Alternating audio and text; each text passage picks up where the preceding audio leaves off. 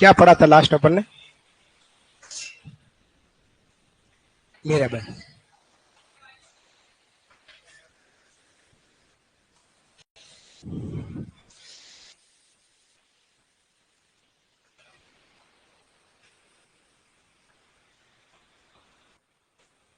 संत संप्रदाय की बात कर रहे अपन।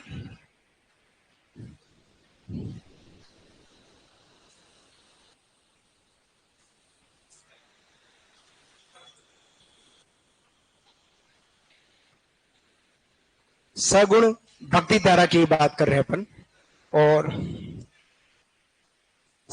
सगुण भक्ति धारा में हमने शुरुआत की थी मीराबाई से। मीरा संत मीराबाई की बात हमने करी थी। छोटी सी जानकारी हम फिर से कर लेते हैं। सबसे पहले हम कल बात करी थी संत और संप्रदाय की, जिसमें हमने 3 प्रकार की भक्ति धाराएं देखी हैं। सगुण भक्ति धारा, निर्गुण भक्ति धारा और सगुण एवं निर्गुण दोनों रूपों की भक्ति धारा। सगुण भक्ति धारा के जो लोग हैं वो ईश्वर को साकार रूप में पूजते हैं। मंदिर में ईश्वर की मूर्ति की पूजा करते हैं। मंदिर में ईश्वर की मूर्ति के साथ उनके जो भक्ति के साधन है, कीर्तन, माला, भजन, ये रखते हैं।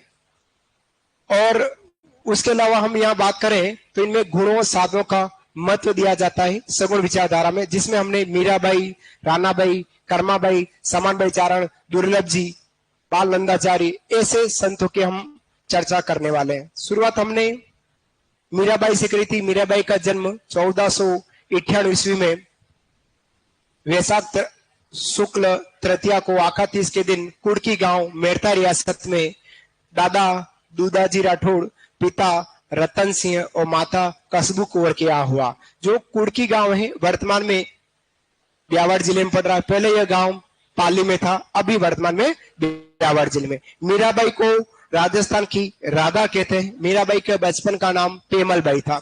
मीराबाई के जीवन में 4 गुरु रहे हैं। शुरुआती दौर के जो गुरु थे वो थे प्रारंभिक गुरु रासपुरोहित चंपानंद जी। धार्मिक गुरु जो रहे हैं वो थे उनके गजाधर गुर्जर गौड़।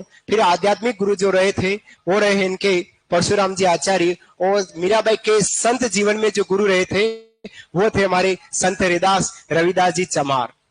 इनकी बात करी। मीराबाई का विवाह राजस्थान माध्यमिक शिक्षा बोर्ड की किताब के अनुसार बात करें तो 1516 ईस्वी में मीराबाई का विवाह हुआ। और 1517 में खातौली युद्ध में जो इनके पति देव थे भोजराज, वो घायल होते हैं। और उसके बाद मृत्यु कब हुई ये अलग विचार की बात है। हम यहाँ बात करते हैं मीराबाई जो थी भोजराज जी के घायल होने और देहांत होने के बाद उन्होंने भक्ति लीन किया है। भगवान कृष्ण की भक्ति में लीन हुआ करती थी। उससे पहले हम बात करें तो मीराबाई के जो ससुर जी हैं राणा सांगा, उन्होंने मीराबाई के भजन के लिए, भक्ति भावना के लिए इन्होंने कंवरपदा केमल चित्तौड़गढ़ दुर्ग में बनवाया। एक इनके नाम के लिए एक मीरा मंदिर बनवाया जो वर्तमान में आज भी चित्तौड़गढ़ दुर्ग में, जहां मीराबाई का मूर्ति न होकर मीराबाई की फोटो फ्रेम रखी हुई है ना। मीराबाई के अनेक मंदिरों की बात करें उससे पहले जब भोजराज जी का देहांत हुआ और उसके बाद कहा जाता है कि मीराबाई के जो देवर थे उन्होंने बहुत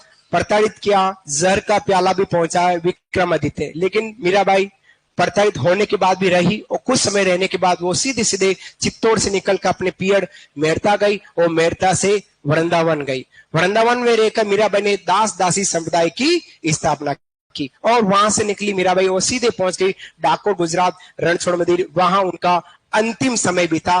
1547 ईस्वी में उनका देहांत हो गया। कहा जाता है कि मीराबाई के देहांत के समय उनकी आत्मा रणछोड़ मंदिर की मूर्ति में समा गई थी, ऐसा कहा जाता है। ठीक है, यहां तक हमने पढ़ा है। कल तक की कहानी हमने पढ़ी। अब मीराबाई के हम अगर ग्रंथों रचनाओं की बात करें तो मीराबाई की पदावलियां है, टीका राग गोविंद रुक्मणी मंगल, मीराबाई की गरीबी, ऐसे कुछ ग्रंथ मीराबाई द्वारा लिखे गए थे वो जो ब्रज भाषा और मारवाड़ी बोली में लिखे गए। अब मीराबाई की कुछ विशेषताओं की बात है, उनको अपन करेंगे। हेडिंग डालेगा विशेषताएं। जहां तक लिखा उसी के आगे शायद आपने प्रमुख मंदिरों की बात लिखी होगी कल वाली क्लास में।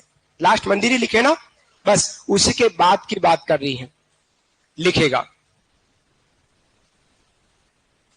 मीराबाई के निर्देशन में रत्ना खाती ने, मीराबाई के निर्देशन में रत्ना खाती ने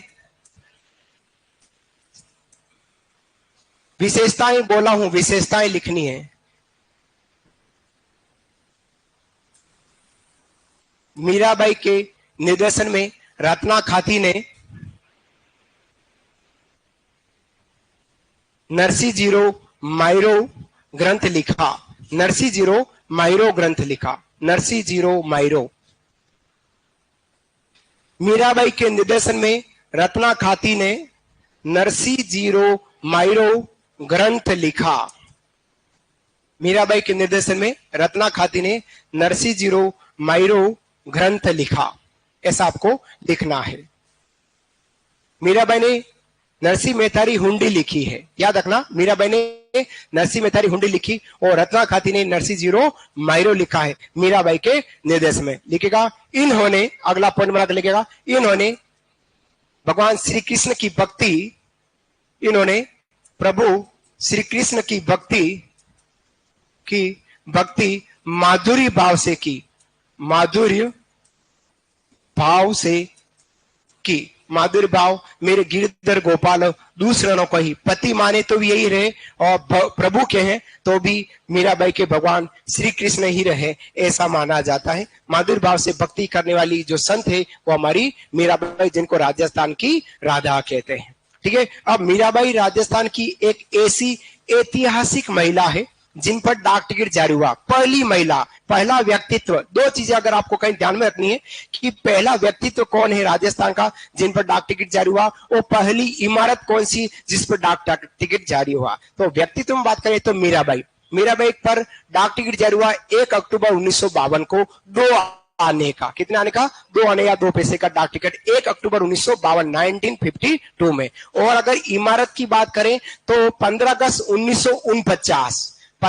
1949 को चित्तौड़ दुर्ग का जो विजय स्तंभ, जिसको कीर्ति स्तंभ कहते हैं, उस पर डाक टिकट जारी हुआ है 1 रुपए का। तो ये दो ऐसे, एक व्यक्तित्व है, एक इमारत है जो सबसे पहले डाक टिकट जारी हुआ है। तो राजस्थान की पहली ऐतिहासिक महिला जिस पर डाक टिकट जारी हुआ, लिखेगा सेकंड पॉइंट लिखेगा, राज्य की पहली ऐतिहासिक महिला,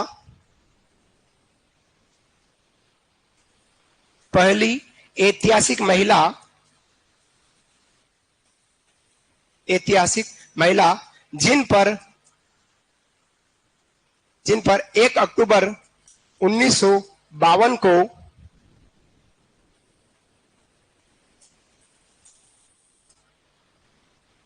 जिन पर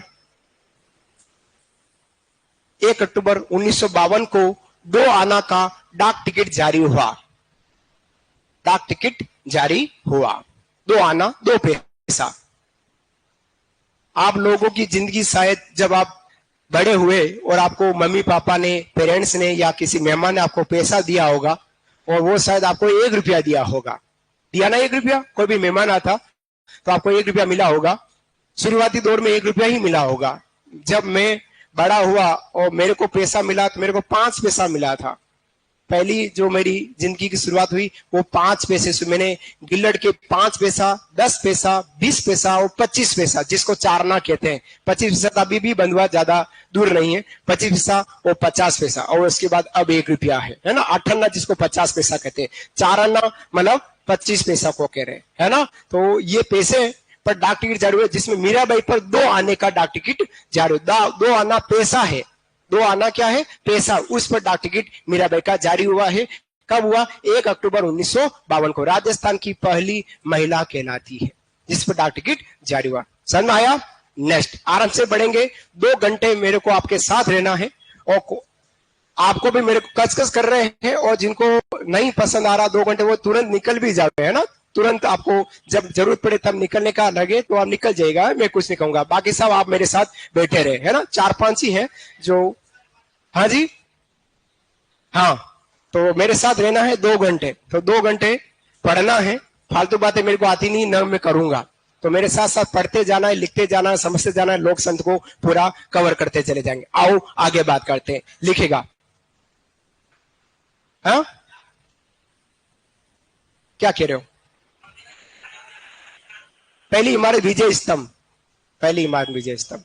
बड़े आगे लिखेगा, अगला पॉइंट लिखेगा चित्तौड़गढ़ दुर्ग में, चित्तौड़गढ़ दुर्ग, अगला पॉइंट लिखिएगा, चित्तौड़गढ़ दुर्ग में, चित्तौड़गढ़ दुर्ग में आश्विन पूर्णिमा, आश्विन पूर्णिमा, चित्तौड़गढ़ दुर्ग में आश्विन पूर्णिमा को मीरा महोत्सव मनाया जाता है। आश्विन पूर्णिमा को मीरा महोत्सव, आश्विन पूर्णिमा को मीरा महोत्सव मनाया जाता है। याद रखिएगा, अच्छा पॉइंट, मीरा महोत्सव मनाया जाता है, मीरा महोत्सव मनाया जाता है। आश्विन पूर्णिमा को मीरा महोत्सव। आश्विन पूर्णिमा कब आती है? शरद पूर्णिमा को आश्विन पूर्णिमा कह रहे हैं, आती कब है? आश्विन माह में आश्विन पूर्णिमा आ रही, जिसको अपन शरद पूर्णिमा या रास पूर्णिमा कहते हैं, जिस दिन चंद्रमा अपनी 16 कलाओं के साथ परिपूर्ण होता है ना, इतनी बड़ी थाली के रूप में आता है। कहते हैं कि इस पूर्णिमा के दिन चंद्रमा की रोशनी से अमृत बरसता है और उस रोशनी में खीर बनाकर खाई जाती, ऐसा कहा जाता है।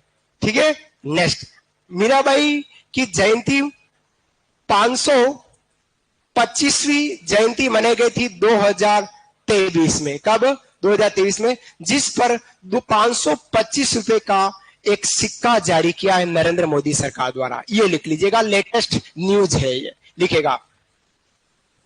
वर्ष 2023 में, वर्ष 2023 में मोदी सरकार द्वारा, वर्ष 2023 में मोदी सरकार द्वारा, वर्ष 2023 में मोदी सरकार द्वारा मीराबाई की 525वीं जयंती पर, 525वीं जयंती, 525वीं जयंती पर, 525वीं जयंती पर 525 रुपए का सिक्का जारी किया गया।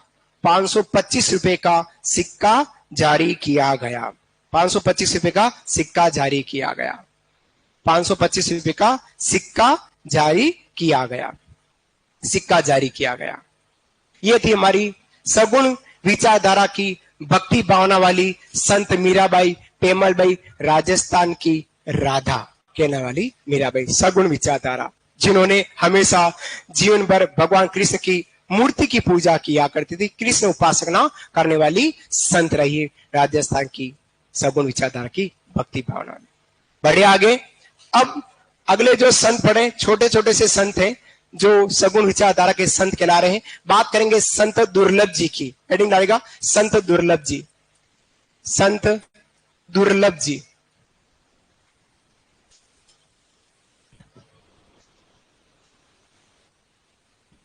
संत दुर्लभ जी, संत दुर्लभ जी की बात करेंगे। छोटी छोटी सी बातें हैं संत दुर्लभ जी की, छोटी सी जानकारी कि इनका जन्म वागड़ क्षेत्र में हुआ है। किस गांव में हुआ, कहां हुआ, ये कोई ऑथेंटिक जानकारी नहीं है इनकी, लेकिन कहते हैं कि इनका जो जन्म हुआ है वो वागड़ में हुआ है। कहां हुआ है? वागड़ में। और इनका जो वागड़ का मतलब हम कह सकते हैं डूंगरपुर और बांसड़ा, इन्होंने जो अपनी कर्म स्थली रखी थी, कर्म स्थली जो ये काम किया करते, भक्ति भावना में लीन रहते थे, ये इनका जो कर्म स्थली रहा वो हमेशा डूंगरपुर और बांसड़ा रहा है। जन्म हुआ है वागड़ क्षेत्र में, कर्म स्थली रही थी इनकी डूंगरपुर बांसड़ा में। ये ऐसे संत थे जो राजस्थान के नरसिंह अवतार में जाने जाते हैं। राजस्थान के नरसिंह कहलाते हैं, राजस्थान के नरसिंह, राजस्थान के नरसिंह कहलाते हैं। नरसिंह जानते होंगे आप, भगवान ने नरसिंह का अवतार माना जाता है हमारे संत दुर्लभ जी को। नरसिंह अवतार किसने लिया अवतार? ये भगवान विष्णु ने। किसके लिए लिया? भक्त प्रहलाद के लिए। हिरण्यकश्यप ने वरदान मांगा भगवान से, तो इनको वरदान मिला हिरण्यकश्यप को, न दिन में न रात में, न सुबह न शाम, न मानव से न दानव से, न भगवान से न अस्त्र से न शस्त्र से, न घर के बाहर न घर के अंदर, किसी भी तरीके से मैं नहीं मरूं। तो हिरण्यकश्यप को वरदान मिल गया। हिरण्यकश्यप ने आपको भगवान मान लिया भगवान मान लिया हिरण्यकश्यप ने। हिरण्यकश्यप ने अपने राज्य में सारे लोगों को कहा कि अब भगवान तो मैं ही हूं, आप मेरे को भगवान माने। लेकिन इनका सुपुत्र जो था भगवान विष्णु का भक्त प्रहलाद, उन्होंने कहा पिताश्री आप मेरे केवल पिताश्री हैं, आप एक साधारण मानव हैं, भगवान है तो भगवान विष्णु है। प्रहलाद को खूब मारने की यातनाएं दी गई, लेकिन हिरण्यकश्यप द्वारा खूब यातनाएं दी गई थी, लेकिन भक्त प्रहलाद नहीं मरा, हमेशा विष्णु जी उसको बचा रहे। अंतिम समय था, एक दिन पहले और एक दिन बाद होली का विवाह था। एक दिन पहले होलिका ने कहा कि भाई साहब होली आने बारात आने वाली है और भक्त प्रहलाद लफड़ा कर सकता है बारातियों के साथ, बारातियों को भी कह देगा कि पिताजी को नहीं पूजना है। तो होलिका, आपको पता है कहानी, होलिका आग में लेकर बैठी थी, होलिका जल गई और भक्त प्रहलाद रह गया और इलोजी बारात लेके आए थे।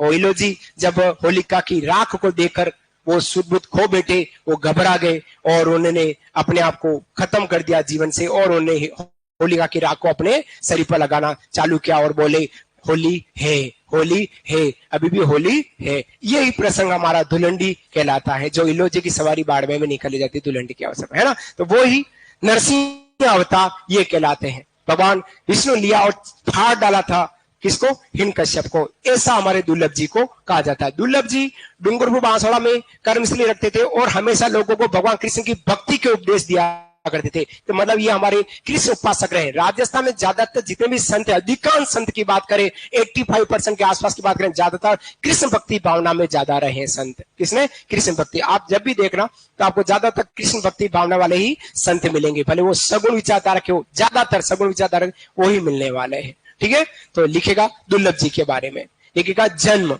इनका जन्म लिखेगा, दुर्लभ जी का जन्म वागड़ क्षेत्र, ऐसा लिखेगा वागड़ क्षेत्र। इनका जो जन्म हुआ है वो हुआ है वागड़ क्षेत्र में। और फिर लिखना है कर्मस्थली, जन्म हुआ है वागड़ क्षेत्र, और फिर लिखना है कर्मस्थली डूंगरपुर बांसवाड़ा। कर्मस्थली रही थी इनकी डूंगरपुर बांसवाड़ा, इनकी कर्मस्थली रही थी। डूंगरपुर बांसवाड़ा इनकी कर्मस्थली रही थी। फिर उपनाम इनको बोलते हैं राजस्थान के नरसिंह या नरसिंह का अवतार। राजस्थान में नरसिंह या नरसिंह का अवतार के रूप में जाना जाता है। राजस्थान का नरसिंह कहते हैं, भले उपनाम में कहें या अवतार कहें, तो राजस्थान का नरसिंह कहलाता है। तो राजस्थान का नरसिंह अवतार रूप में जाने जाते हैं। फिर लिखेगा, विशेष करके लिखेगा इन्होंने लोगों को, विशेष करके लिखेगा इन्होंने लोगों को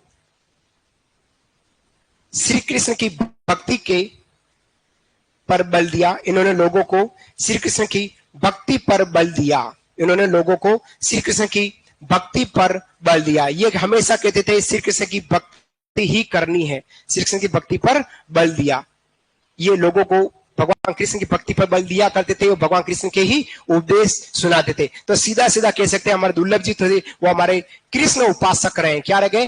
कृष्ण उपासक के रूप में, संत के रूप में जाने जाते संत दुर्लभ जी। संत दुर्लभ जी, बात समझ में आई?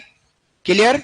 आगे बढ़े। सगुण विचारधारा, ये सब हमारे सगुण विचारधारा के संत कहला रहे हैं। अपन जो बात कर रहे हैं आज की जो क्लास है वो भी हमारी सगुण भक्ति धारा विचारधारा की है ना। तो बार बार कहने की जरूरत नहीं पड़ेगी, क्योंकि मीराबाई से हमने कल चालू किया था। तो मीराबाई पहली हमारी सगुण विचारधारा और सेकंड विचारधारा मैंने बात करी, तो हमारे कौन आ गए हैं? तो ये आ गए हमारे संत दुर्लभ जी आ गए हैं।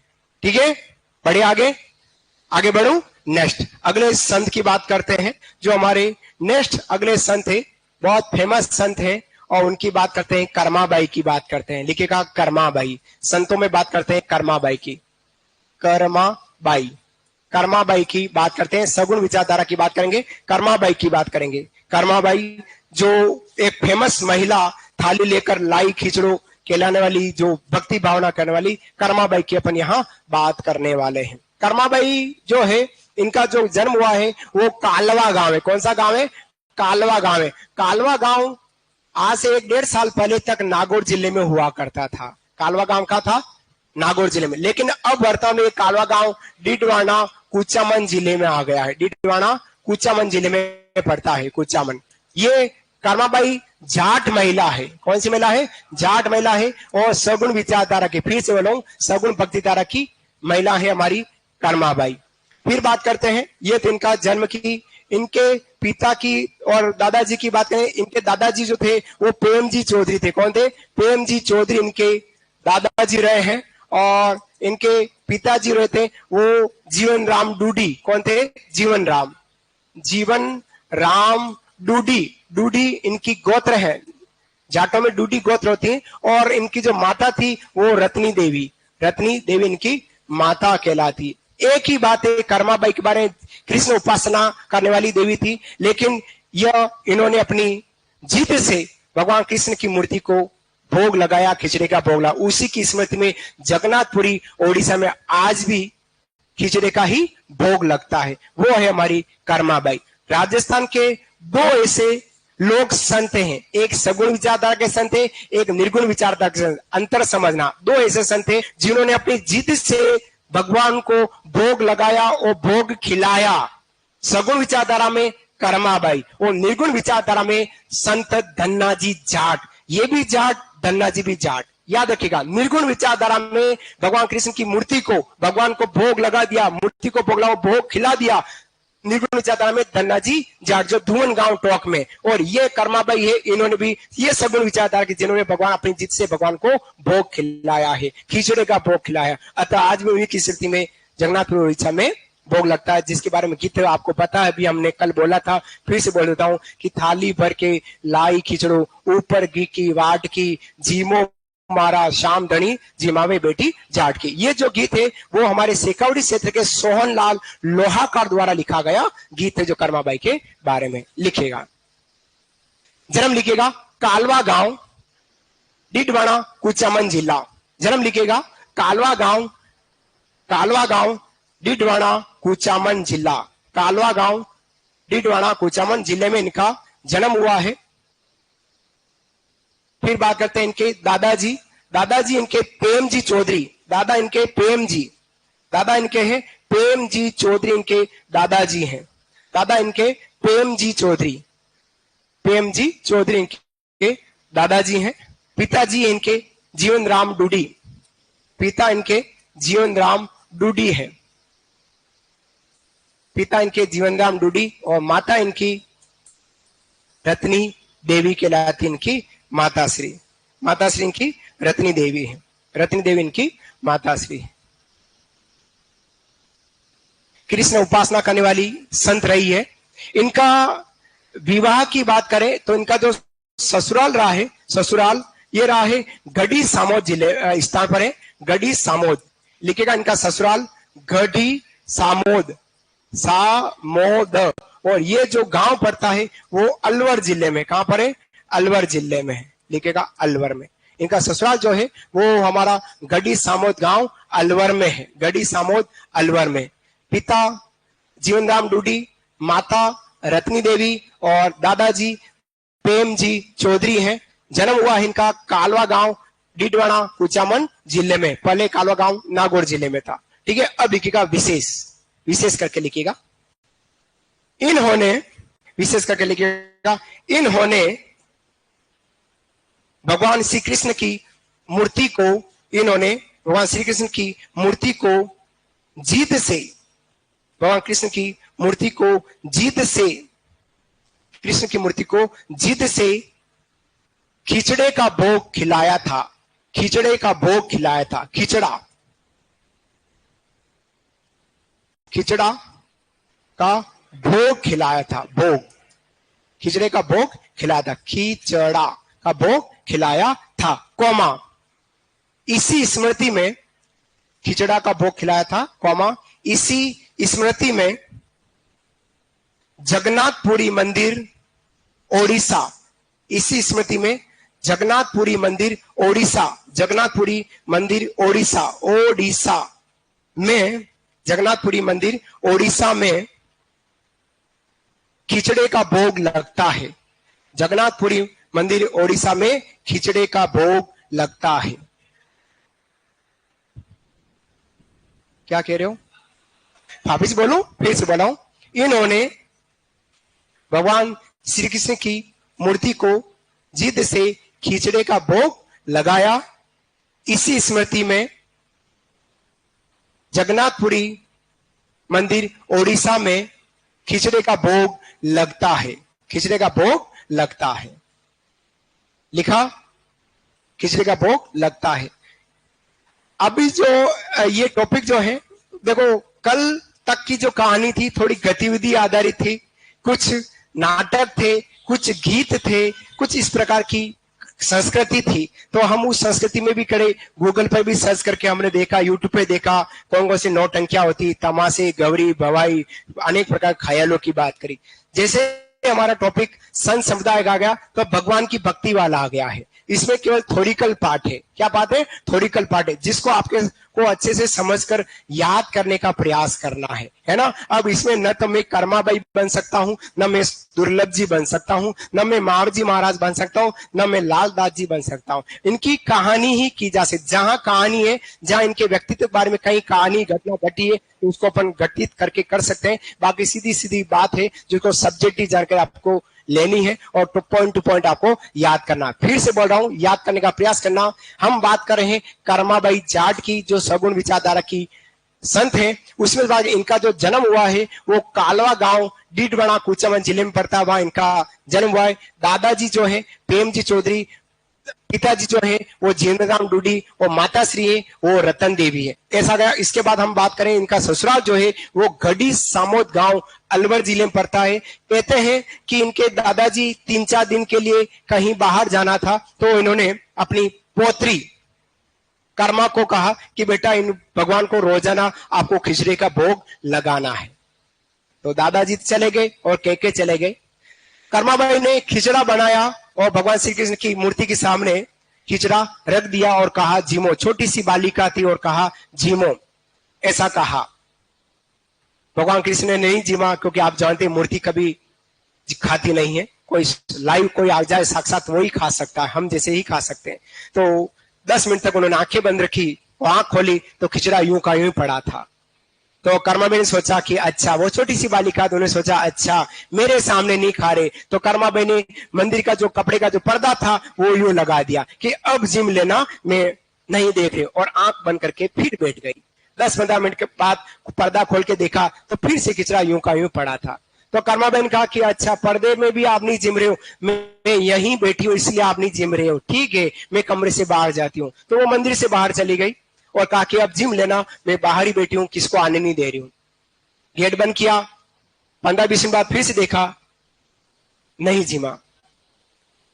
बालिका थोड़ी जीत पे चढ़ गई कि आपको जिमना ही पड़ेगा, नहीं तो मैं सर पटक पटक के मर जाऊं।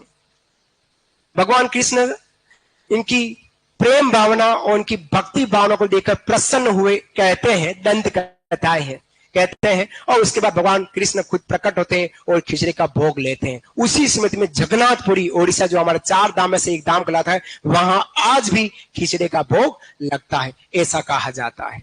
ठीक है।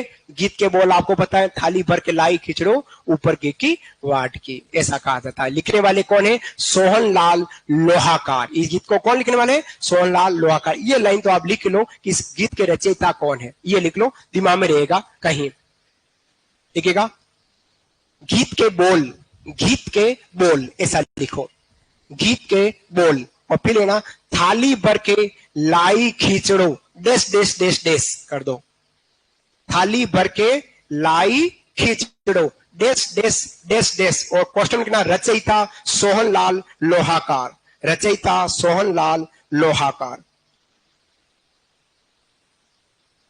सोहन लाल लोहाकार, सोहनलाल लोहाकार। ये है हमारी कर्माबाई जाट सगुण विचारधारा की संत। लोहाकार, लोहाकार, लोहाकार, लोहाकार, लोहाकार, रचयिता। थाली भर के लाई खिचड़ो डेस डेस डेस, रचयिता सोहन लाल लोहाकार। पढ़ो आगे। अगले संत की बात करते हैं। अगले जो हमारे राजस्थान के संत है, बाल नंदाचार्य की बात करते हैं। लिखिएगा, बाल नंदाचार्य एक संत है सगुण विचारधारा के। बाल नंदाचार्य, बाल नंदाचार्य की बात करेंगे। झुंझुनू जिले से कौन बिलोंग करता है? आप में से झुंझुनू से कौन है? झुंझुनू कोई है? झुंझुनू से आप है? कहां के प्रॉपर? किस जगह? नवलगढ़ के। नवलगढ़ और लोहारगढ़ में कितना दूरी है? 30 किलोमीटर। मालकेतु पर्वत 20 किलोमीटर। मालकेतु पर्वत। बाल नंदाचार्य बिलोंग करते हैं, कर्मस्थली में बिलोंग करते हैं। ये झुंझुनू जिले से। कहां जिले से? झुंझुनू जिले से। पहले तो इनके जन्म की बात करते हैं। इनका जो जन्म हुआ है वो यूपी साइड में हुआ है। इनका गढ़ मुक्तेश्वर जो स्थान है वह इनका जन्म हुआ है। कहा? गढ़ मुक्तेश्वर स्थान, गढ़ मुक्तेश्वर एक स्थान है, लिख लेता हूं, देखिएगा, गढ़ मुक्तेश्वर एक स्थान है यूपी में, वहां पर इनका जन्म हुआ है। इनके बचपन का नाम की बात करो, इनके बचपन नाम था बलवंत। इनके बचपन का नाम क्या था? बचपन का नाम बलवंत था। इनके जो गुरु रहे हैं वो थे वीरदानंद जी। वीरदानंद जी इनके गुरु रहे हैं, गुरु इनके वीरदानंद जी थे। इन्होंने अपने गुरु से सैन्य प्रशिक्षण प्राप्त किया। क्या प्राप्त किया? सैन्य प्रशिक्षण। ये अच्छा पॉइंट है, एग्जाम में आने की संभावना शायद ये रखे, ये पॉइंट पूछा जाए। इन्होंने अपने गुरु से सैन्य प्रशिक्षण प्राप्त किया और इन्होंने क्या किया? अधिकांश साधुओं को एकत्र करके सैन्य गतिविधियों की शिक्षा दी और उसके बाद इन्होंने एक दल बनाया जिसका नाम रखा गया लश्कर। ये एग्जाम में पूछेगा प्रश्न, लश्कर। हाँ, लश्करी है ना। लश्करी एक दल है, क्या है? सैन्य दल है, सैन्य दल। अब आपके एग्जाम में पूछा जाता है राजस्थान के ऐसे कौन से संत है जिन्होंने साधुओं को एकत्र करके सैन्य प्रशिक्षण दिया और एक दल बनाया, लश्करी दल? तो वो है हमारे बाल नंदाचार्य। लश्करी दल बनाया ये कहा जाता। और इन्होंने अपना जो जीवन बिताया है वो बिताया है लोहारगल। लोहारगल एक स्थान है, वो कहां पड़ता है? हमारा झुंझुनू में। और झुंझुनू में लोहारगल, वहां पर एक माल केतु पर्वत है, माल केतु पर्वत। इस माल केतु पर्वत पर हनुमान जी का मंदिर है, उनकी पूजा ये किया करते थे। वो है बाल नंदाचार्य, जो सगुण विचारधारा के संत कहलाते हैं। ठीक है, लिखेगा इस बात को, लिखेगा। इनका जन्म लिखेगा गढ़ मुक्तेश्वर, जन्म लिखेगा गढ़ मुक्तेश्वर।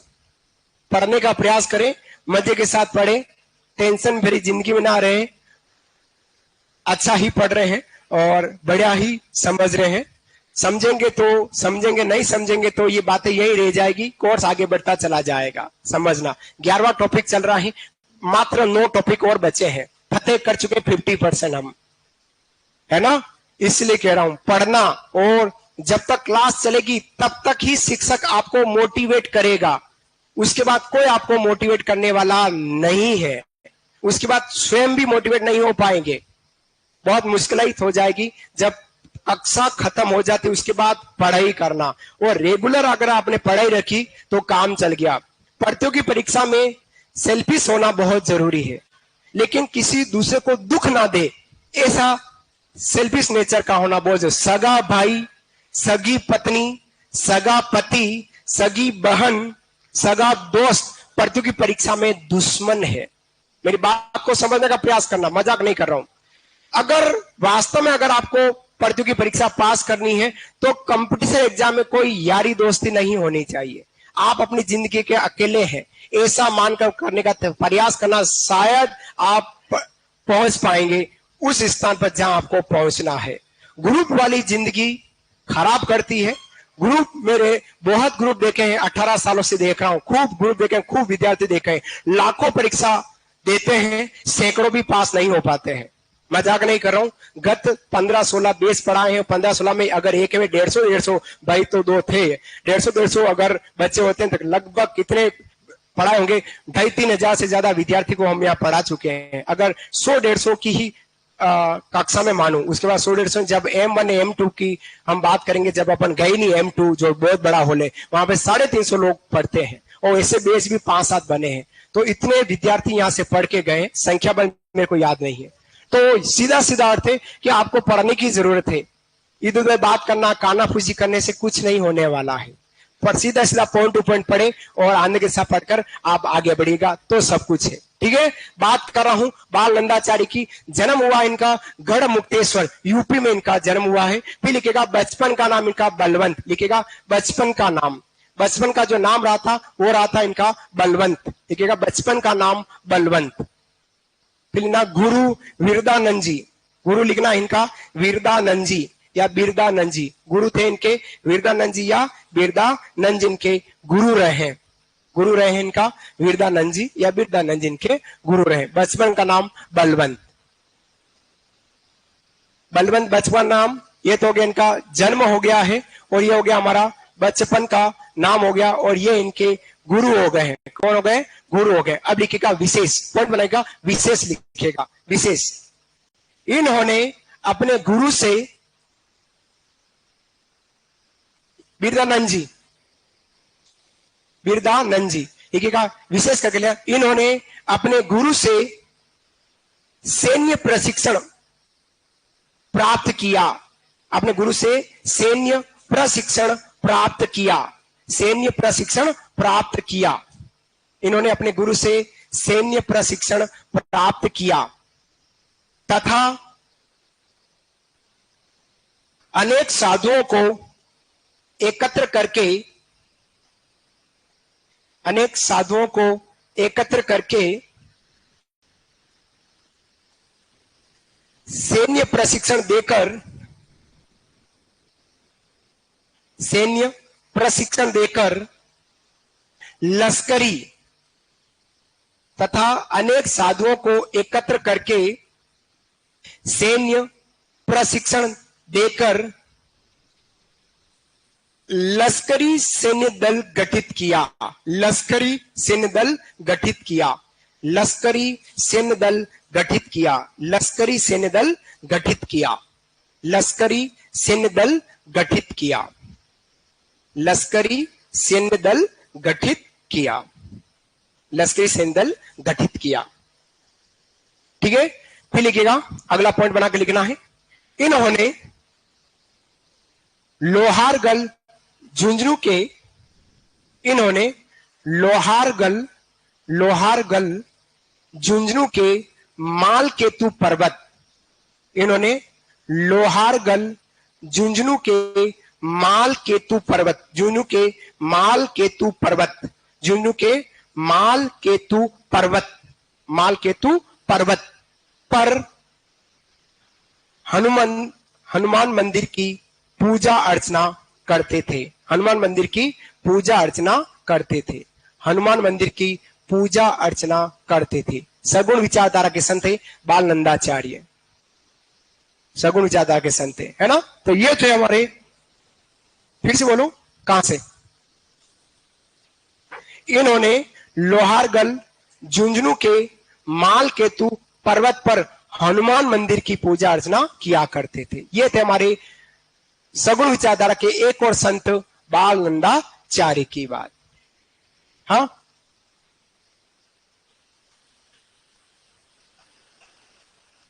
क्या है? बंदे का बालाजी, बंदे, हाँ बंदे का बालाजी कह रहे होंगे, हो सकता है कहते हो उसे। तो बात करेंगे, अगले संत की बात करते हैं। अगले जो संत हैं सगुण विचारधारा के भूरी बाई, लिखेगा भूरी बाई। अगले संत है हमारी संत भूरी बाई, सगुण विचारधारा के संत है भूरी बाई। देखो आपके क्षेत्र विशेष में कहीं कहीं बालाजी को किसी किसी नाम से जरूर जाना जाता है। फेमस मंदिर है मालकेतु पर्वत पर, हनुमान मंदिर ही कह रहे हैं। अब वहां आपके बंदे के बालाजी, बंदा ही जा रहा, बालाजी तो कह रहे हैं, बंदे ही है। भत्ते के बालाजी, भत्ते,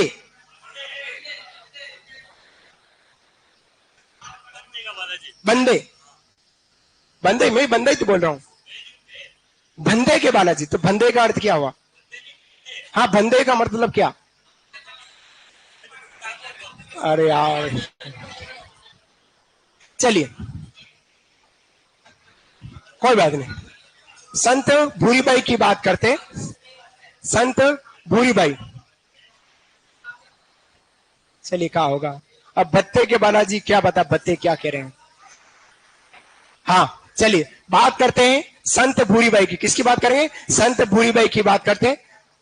भूरीबाई भी हमारी सगुण विचारधारा की संत है। भूरीबाई, भूरीबाई भी हमारी किसके? सगुण विचारधारा की संत रही। भूरीबाई का जो जन्म हुआ है, कहा जाता है सरदारगढ़ एक स्थान है राजसमंद जिले में। सरदारगढ़ समझना, सरदारगढ़ एक स्थान है राजसमंद जिले में। राजसमंद जिले में सरदारगढ़ है।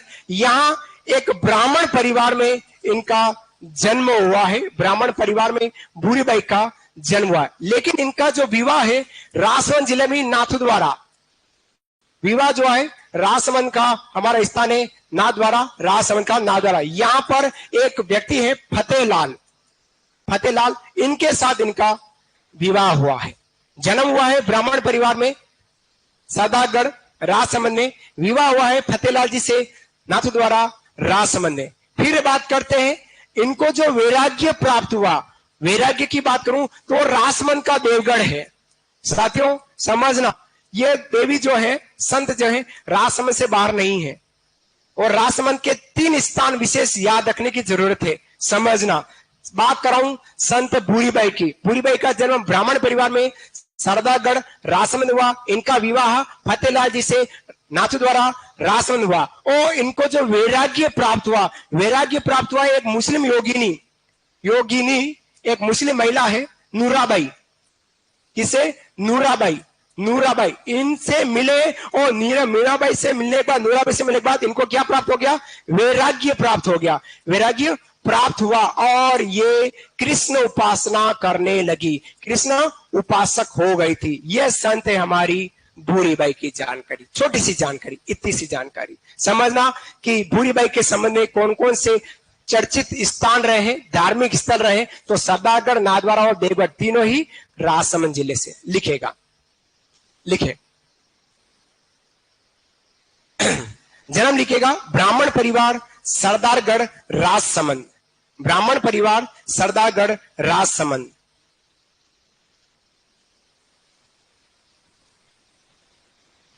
ब्राह्मण परिवार सरदारगढ़ राजसमंद जन्म। फिर बात करते हैं विवाह, विवाह की बात करते हैं। तो विवाह हुआ इनका फतेहलाल के साथ नाथद्वारा राजसमंद, नाथद्वारा राजसमंद, नाथद्वारा राजसमंद में के फतेहलाल थे, उनसे इनका विवाह हुआ है। विवाह फतेहलाल नाथद्वारा राजसमंद। फिर लिखिएगा वैराग्य प्राप्त हुआ, वैराग्य, तीसरा पॉइंट लिखो, वैराग्य प्राप्त हुआ। वैराग्य क्या होता है? वैराग्य मोह माया को छोड़कर नया जीवन जो हम करते हैं वो वैराग्य भावना, विरक्त भावना कहलाती है ना। तो वैराग्य प्राप्त हुआ, लिखेगा मुस्लिम योगिनी नूराबाई से, मुस्लिम योगिनी नूराबाई से। क्वेश्चन का देवगढ़ राजसमंद,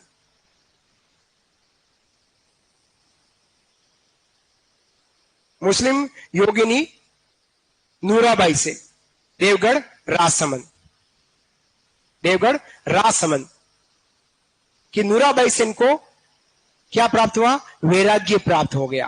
बस कुछ नहीं रखा है इस मोह माया वाली जिंदगी में, घर बार वाली जिंदगी में, गृहस्थी जिंदगी में, और इन्होंने वैराग्य धारण कराया है।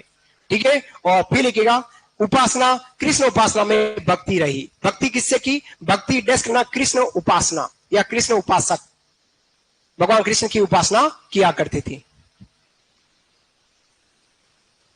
कृष्ण उपासना किया करती थी। ये थी हमारी भूरीबाई, सगुण विचारधारा की संत कहलाई। अगली जो संत है उसके बारे में गत वर्ष सीटी में प्रश्न पूछा है, और आजकल कर्मचारी चयन बोर्ड स्थान विशेष को भी पूछने लगा है। कौन से स्थान पर कौन से संत, कौन से देवता, कौन सी देवी का जन्म, समाधि, इस तरह से प्रश्न पूछते हैं। तो अगली संत है हमारी संत रानाबाई, संत रानाबाई की बात करेंगे। संत रानाबाई लिखेगा, संत रानाबाई की बात करेंगे। संत रानाबाई सगुण विचारधारा की संत है। सारे संत सगुण विचारधारा के, सगुण विचारधारा के ही संत है। अभी तक जितने भी पढ़ रहे हैं वो सब सगुण विचारधारा के संत है। रानाबाई का जन्म की बात करते हैं, हरनावा गांव है। कौन सा गांव है? हरनावा, जो पहले नागौर में था, अभी वर्तमान में डिडवाना कुचामन जिले में आ गया है। ठीक है। कौन सा गांव है? हरनावा। यह प्रश्न पूछा है हमारा सीईटी के एग्जाम, इस प्रश्न को पूछ लिया कि रानाबाई का जन्म किस स्थान पर हुआ है? तो हरनावा गांव, डिडवाना कुचामन जिले में। इनके पिताश्री की बात करें, इनके पिताजी का नाम है राम गोपाल, राम गोपाल इनके पिताश्री हैं। माता इनकी है गंगाबाई, माता कौन इनकी?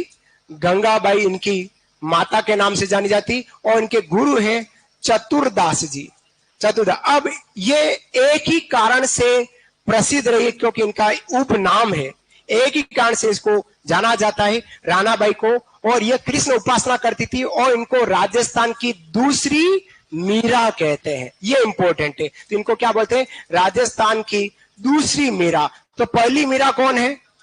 खुद मीराबाई। खुद मीराबाई राजस्थान की मीरा है। और राजस्थान की दूसरी मीरा कौन है? तो आपकी यह बैठती। अभी आपको 3 मीरा मिलेगी, अभी एक मीरा ही आई है, अभी 2 मीरा और आ रही है ना। तो राजस्थान की अगर दूसरी मीरा की बात करें तो रानाबाई है। यह भी हमारी कृष्ण उपासना जो करती थी, उपासना वो भगवान कृष्ण की भक्ति से संबंध में ही करती थी। राजस्थान की दूसरी मीरा के नाम से जानी जाती है।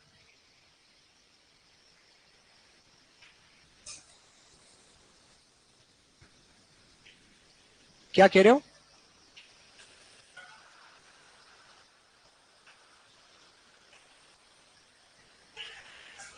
उन्हीं को इष्ट मान रहे भाई, उन्हीं को पूछ रहे, फिर वो किसी को नहीं पूछेंगे। देखो, कभी कहीं कहीं हमारे भक्ति परंपरा में यह होता है कि जो गुरु को मान लेता है एक बार, वो किसी भले वो सगुण हो या निर्गुण विचारधारा का गुरु हो, अगर किसी ने गुरु को हाथ पकड़ लिया, वो फिर भगवान की भक्ति में नहीं रहता है, वो गुरु पर कहने पर ही चलता है। इसलिए आप जो कह रहे हो वो इसी कारण से। जैसे मेरे 5 बुआ जी परिवार में, 5 बुआ जी भगवान को नहीं मानते, कबीरदास जी को मानते। किसको मानते? कबीरदास, कबीर पंथ के हैं वो। 500 बुआ जी के फूफा जी, उनके बच्चे बच्चियां, उनके जमाई, उनकी लाड़ियां, पोते पोती, नाते नाती सब कबीरदास जी को मानते। भगवान की प्रसाद, जो नारियल का प्रसाद, वो भी नहीं खाते, न देवरे में आते हैं, न प्रसादिया करते हैं, क्योंकि वो भक्ति उनमें, इनके जितने भी वो सब गुरु ही मानते हैं, भले वो सगुण में हो या निर्गुण, इसलिए भगवान नहीं मानते हैं। लेकिन जो सगुण विचारधारा के संत होंगे वो जरूर कहेंगे कि भगवान की भक्ति करनी है। लेकिन निर्गुण विचारधारा वाला व्यक्ति जो होगा वो कहेगा भगवान की भक्ति करे, लेकिन निराकार रूप में करे, सब कुछ है, वो गुरु है। दोनों में अंतर यूं कहा जाता है। तो लिखेगा रानाबाई के बारे में, रानाबाई लिखेगा, इनका जन्म लिखेगा, रानाबाई का जन्म लिखेगा हरनावा गांव, जन्म लिखेगा हरनावा गांव, डिडवाना, कुचामन जिला। हरनावा गांव, डिडवाना, कुचामन जिले में इनका जन्म हुआ है। हरनावा गांव, डिडवाना, कुचामन जिले में इनका जन्म हुआ है। रानाबाई बहुत फेमस महिला, हरनावा गांव, डिडवाना, कुचामन जिला। क्वेश्चन में लिखना चाहे तो 1504 ईस्वी लिखेगा, 1504 ईस्वी। 1504 ईस्वी में हमारा संत रानाबाई का जन्म हुआ है। पिता लिखेगा राम गोपाल जी, पिता इनके राम गोपाल जी, राम गोपाल जी। माता गंगाबाई और गुरु चतुरदास जी। पिता राम गोपाल जी, माता गंगाबाई और पिता चतुरदास जी। गुरु चतुरदास जी। पिता राम गोपाल जी, माता गंगाबाई और गुरु चतुरदास जी। माफी चाहूं, गुरु चतुरदास जी, गुरु चतुरदास जी। अब बात करते हैं इनके उपनाम की। तो उपनाम इनको बोलते हैं राजस्थान की दूसरी मीरा। उपनाम लिखेगा राजस्थान की दूसरी मीरा। नहीं, वो नहीं है, वो अलग है। कहीं कहीं एक ही नाम का व्यक्ति मिल जाता था, हम उस व्यक्ति विशेष को नहीं जाने कि वो व्यक्ति विशेष वही है ना। बुट्टानी धाम नागौर वाले चतुरदास जी नहीं है, ये अलग है। तो इनके गुरु हैं, लगा रहे होंगे नाम, शब्द लगते होंगे, हो सकता है। गुरु चतुरदास जी। फिर उपनाम लिखेगा राजस्थान की दूसरी मीरा, लिखेगा उपनाम में राजस्थान की दूसरी मीरा। उपनाम इनको राजस्थान की दूसरी मीरा कहा जाता है। और भक्ति श्री कृष्ण की भक्ति रही थी, भक्ति जो इन्होंने की श्री कृष्ण की भक्ति रही है, श्री कृष्ण की भक्ति भावना में लीन रहा करती थी। अब हम एक वागड़ की संत की बात करते हैं। वागड़ की संत है संत गौरीबाई की बात करते हैं, लिखेगा संत गौरीबाई। संत गौरीबाई की बात करते हैं, संत गौरीबाई, संत गौरीबाई की बात करते हैं। गौरीबाई साथियों, गौरी नाम से राजस्थान में 3-4 महिलाएं हैं, संतों में सिर्फ एक ही गौरीबाई। और आपको अगर गौरी देवी मिलती है तो एक बीकानेर की मिलेगी, एक पाली की मिलेगी। दोनों जो गौरी देवियां हैं वो मांड गायिकाएं हैं, देवियां जो है गौरी देवी बीकानेर और पाली दोनों ही मांड गायिकियां हैं। और ये गौरी बाई जो है ये हमारी राजस्थान के वागड़ क्षेत्र की संत है। ठीक है, बात करते हैं, लिखेगा इनका जन्म लिखेगा। इनका जन्म है वागड़ क्षेत्र में इनका जन्म हुआ है। फिर बात करते हैं इनका उपनाम की। उपनाम इनको बोलते हैं वागड़ क्षेत्र की मीरा। वागड़ क्षेत्र की मीरा, ये दूसरी आपको मीरा नाम से मिली रही है। एक रानाबाई मिली थी राजस्थान की, दूसरी मीरा, और ये हो गई हमारी वागड़ क्षेत्र की मीरा निक नाम से।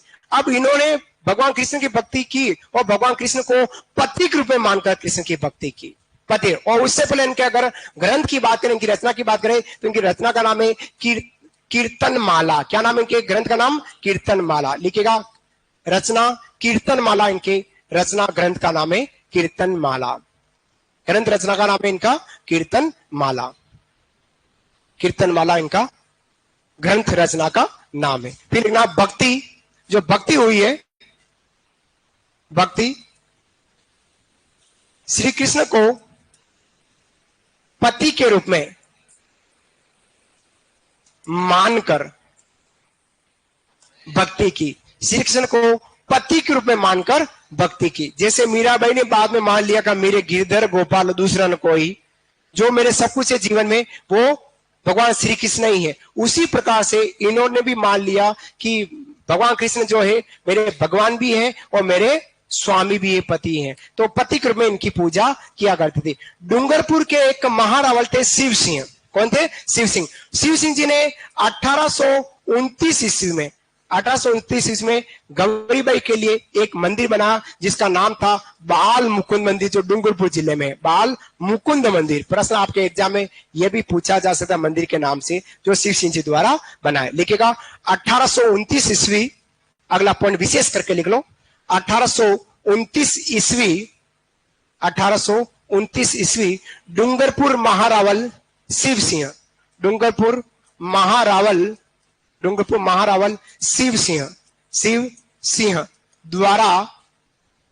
शिव सिंह द्वारा गौरीबाई के लिए बाल मुकुंद मंदिर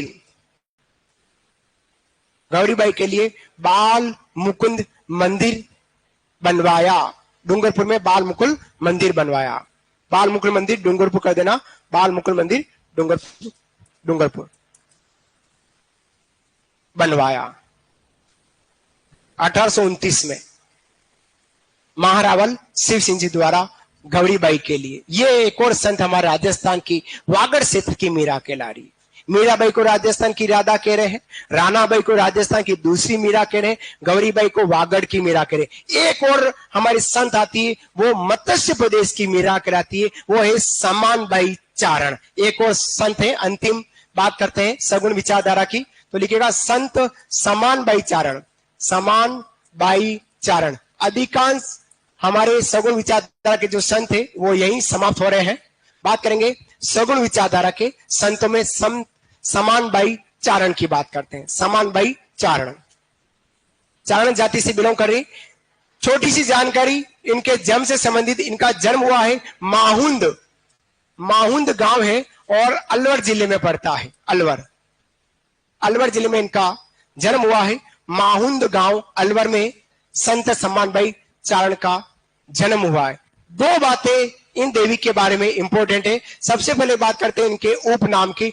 ये अलवर क्षेत्र की है, तो सीधा सा अर्थ आपको पता है मत्स्य क्षेत्र की मीरा कहलाती है। मत्स्य क्षेत्र की मीरा है ये। गौरीबाई वागड़ क्षेत्र की मीरा, समानबाई हाजी मत्स्य क्षेत्र की मीरा कहलाती। अब इनके बारे में एक विशेष बात है। विशेष एक बात कौन है? दो बातें आपको तुलना करके बता रहा हूं, सगुण विचारधारा और निर्गुण विचारधारा। पहले लिख ले उपनाम मत्स्य क्षेत्र की मीरा। अब समझना दो बातें। राजस्थान के दो ऐसे संत हैं सगुण विचारधारा में और निर्गुण, जिन्होंने जीवन पर अपने आंखों पर पट्टी लगाकर रखी। क्वेश्चन आपको पूछे, सगुण विचारधारा में अगर कोई संत है जिन्होंने जीवन पर आंखों पर पट्टी लगाकर रखी, तो समानबाई चारण। ठीक है। लेकिन अगर निर्गुण विचारधारा में ऐसे संत जिन्होंने अपने गुरु के देहांत के बाद जीवन भर आंखों पर पट्टी लगा के रखी, तो संत रज्जब जी पठान, रज्जब जी, संत दादू दयाल जी के देहांत के बाद, समझना, तुलना समझना, जल्दी याद हो जाएगा। संत दादू जी के देहांत के बाद दादू जी के शिष्य थे रज्जब जी। दादू जी के 152 शिष्य थे, 152 शिष्य थे। अभी बात करेंगे निर्गुण विचारधारा में। दादू जी के देहांत के बाद रज्जब जी ने अपनी आंखों पे पट्टी लगा दी। लोगों ने खूब समझाया लेकिन फिर भी नहीं समझे। उन्होंने कहा कि जीवन में अब रखा ही क्या है, जिनको देखना था उनको देख चुका हूं, अब क्या देखना रहा। और उन्होंने जीवन भर आंखों पर पट्टी लगा के रखी। वो संत कौन थे? रज्जब जी। पहली बात, रज्जब जी ऐसे दूसरे संत हैं, उन्हीं की बात करूं तो दादू जी के उपदेश सुने विवाह के लिए जाते समय और दादू जी से प्रभावित हुए, शिष्य बने और जीवन भर दूल्हे की वेशभूषा में रह गए। समझ आया? तो जीवन भर दादू जी के शिष्य रज्जब जी ने जीवन भर आंखों पर पट्टी लगाई, वो निर्गुण विचारधारा में। वो सगुण विचारधारा में समाज विचारण जिन्होंने जीवन पर आंखों पर पट्टी लगाई। जैसे महाभारत काल में एक महारानी ने आंखों पर पट्टी लगाई, गांधारी ने, दुर्योधन की मां ने, बस उसी तरह से उन्होंने लगाई। लिखेगा विशेष, विशेष, विशेष करके लिख ले। बात समझ में आई आप लोगों को? बहुत धीमे चला हूं मैं और अच्छा ही पढ़ा रहा हूं, हाँ, और नहीं पढ़ा रहा हूं तो भी बताना, और मैं तुलना करके भी बता रहा हूं। ठीक है, बात करेंगे सम्मान पहचान की। इन्होंने आजीवन आंखों पर पट्टी लगाई। लिखो, इन्होंने आजीवन, आजीवन आंखों पर, आजीवन आंखों पर पट्टी लगाई, आजीवन आंखों पर पट्टी लगाई। ठीक है, ये थे साथियों मोटे मोटे जितने भी संत जो हम पढ़ते हैं और हमको पढ़ने, वो सारे संत मैंने करा दिए। अब कहेंगे छोटे छोटे हैं, वो हमारे एग्जाम में नहीं पूछते हैं और ना आते हैं। तो ये हमारी सगुण भक्ति धारा के समस्त संतों की बात मैंने यहीं समाप्त की। अब हमारे ऐसे संतों की बात करें जो सगुण तो है ही है, लेकिन उनके साथ निर्गुण विचारधारा को भी मानते हैं। सेकंड जो भक्ति धारा है, सगुण प्लस निर्गुण विचारधारा के जो तीन संत है, उनकी बात करेंगे। तो नए पेन से हेडिंग डालिएगा और लिखिएगा सगुण प्लस निर्गुण विचारधारा के संत।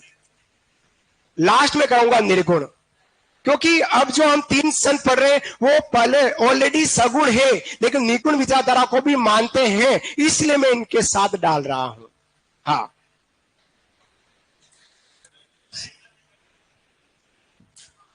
कर्मा भाई नहीं लिखा है? बहुत संत है, यही एग्जाम पूछते हैं, उनकी बात कर ली मैंने। क्या कहा, 8-10 संत और मिल जाएंगे। सगुण प्लस निर्गुण भक्ति धारा लिखेगा, सगुण प्लस निर्गुण भक्ति धारा।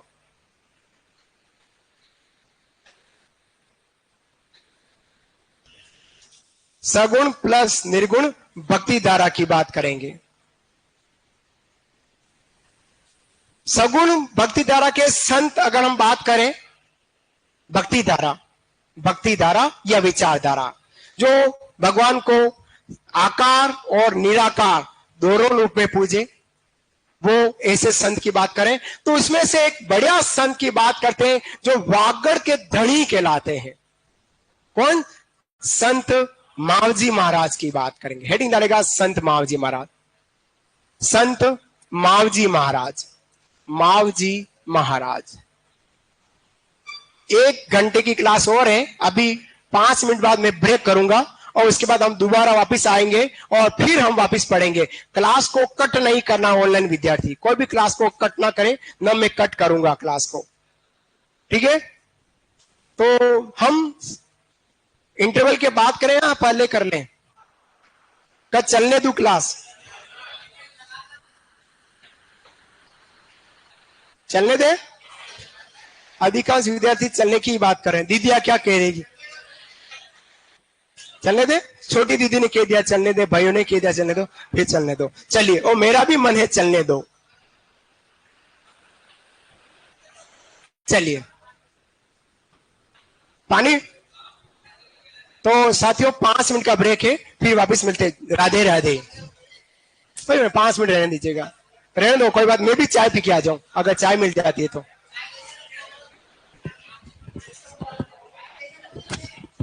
क्लास कट नहीं कर रहा हूं ऑनलाइन विद्यार्थी है ना, क्लास को डिस्कनेक्ट ना करें, चालू रखें।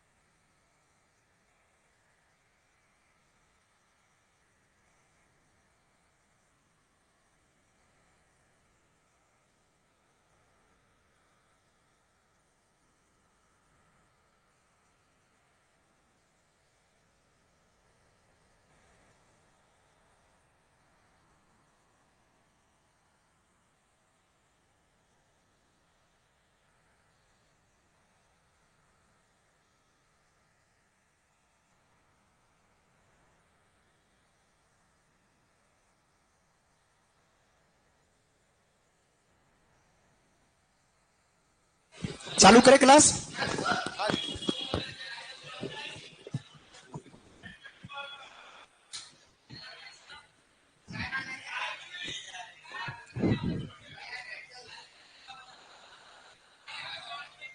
इतनी देर में कौन चाय पिए और कौन पिलाए, और फिर आप चाय नहीं पिए तो मेरे को भी अच्छा नहीं लगे, इसलिए आ गया है। पर बनती कहीं करो, समय व्यर्थ नहीं हो गए, बस ये सो। उदास नहीं हूं,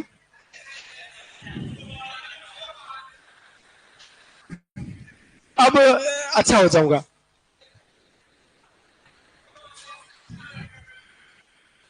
जीवन संसार है, उदासपना भी आता है, अच्छा भी लगता है, ऐसे चलता है। ओह क्या चक्कर पड़ा। चलिए, संत मावजी महाराज की बात कर रहे हैं। सारे आ गए, 2-3 भाई नहीं आए हैं।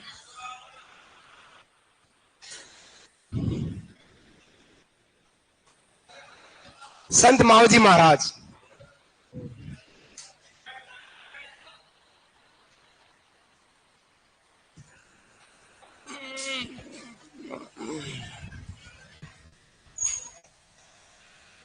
चलिए संत मावजी महाराज की बात कर रहा हूं। हाँ क्या कह रहे हो, एकदम यूं क्यों किया, क्या हुआ क्या। ना परेशान नहीं, वैसे ही मूड है। हाँ ना ना सुन, क्या नहीं है। हाँ वो एक्चुअल में यूनी एक ऐसे ही है। नहीं नहीं ऐसा नहीं है।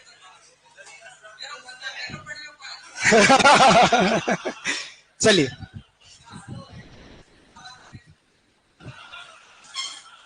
आप कुछ भी सोचे, मैं आपको बच्चा मान के माफ कर देता हूं। चलिए हम बात कर लेते हैं संत मावजी महाराज का। मावजी महाराज राजस्थान के वागड़ क्षेत्र के धनी कहलाते हैं, वागड़ क्षेत्र के संत रहे, बहुत फेमस संत की है। इनके जन्म की बात करते हैं, इनका जो जन्म हुआ है लगभग 1714 ईस्वी में, लगभग लिखना नहीं, सब चीजें लिखाऊंगा है ना दीदी। 1714 ईस्वी में माघ शुक्ल पंचमी, और माघ शुक्ल पंचमी का मतलब क्या हो गया साथियों, बसंत पंचमी पर इनका जन्म हुआ है। और कहां हुआ है, तो जन्म हुआ है साबला गांव में। कहां हुआ, साबला, साबला गांव पड़ता है डूंगरपुर में। साबला वर्तमान में तहसील है, लेकिन जन्म हुआ था साबला डूंगरपुर में। इनका जन्म कब हुआ बेटा लोगों, तो ए बेटू कब हुआ जन्म, कब हुआ जन्म, 1714 में, माघ शुक्ल पंचमी। वाह बेटू, हाँ अब आया। तो बसंत पंचमी को इनका जन्म सावला डूंगर में। इनके पिता है जिनको दालम ऋषि कहते हैं, क्या बोलते हैं, दालम ऋषि। इनकी माता केसरबाई। पिता कौन है, दालम ऋषि। दालम ऋषि तो इनके पिता है, और माता इनकी केसरबाई इनकी माता है। राजस्थान में अधिकांश संत मिलेंगे जिन्होंने विवाह किया है, कोई ऐसे संत नहीं, बहुत कम रियर केस में से कोई संत है जो विवाह नहीं करते हैं। बाकी पहले हर व्यक्ति ने विवाह किया है, मोह माया की जिंदगी में रहे हैं, और उसके बाद वैराग्य धारण किया है। हमारे राजस्थान में कहावत है, गुरु खावे काकड़ी और चेले को दे आकड़ी। आप मेरी बात समझे होंगे, है ना। विरक्त धारण कर बाद में किया है। बात करें संत मावजी महाराज की। मावजी महाराज का जन्म हुआ है 1714 ईस्वी में, माघ बसंत पंचमी को इनका जन्म हुआ है सावला डूंगरपुर में। पिता इनके दालम ऋषि और माता केसरबाई। इनको उप नाम से वागड़ के धनी, अब धनी किसको कहते हैं, मालिक, मालिक मतलब स्वामी। जैसे हमारी लुगाया कहती है, दूसरी लुगा, एक लुगा दूसरी लुगा, थारो धनी कई करे, मारो कई काम नहीं करे, यूं करती ना, थारो धनी कई करे, मारो धनी तो बनवा जा, थारो धनी कई करे, मारो धनी तो रोल पे बनावा जा।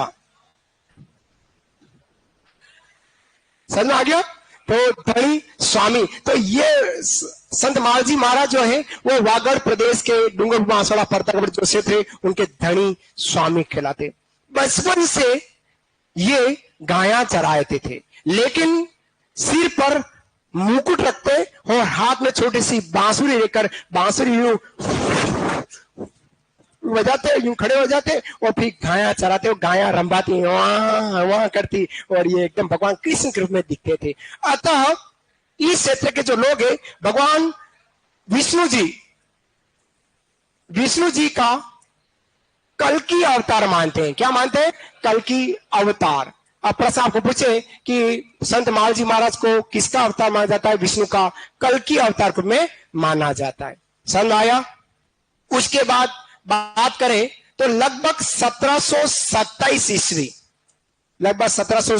ईस्वी में संत माल जी महाराज द्वारा बेणेश्वर धाम की स्थापना की। किसकी स्थापना की?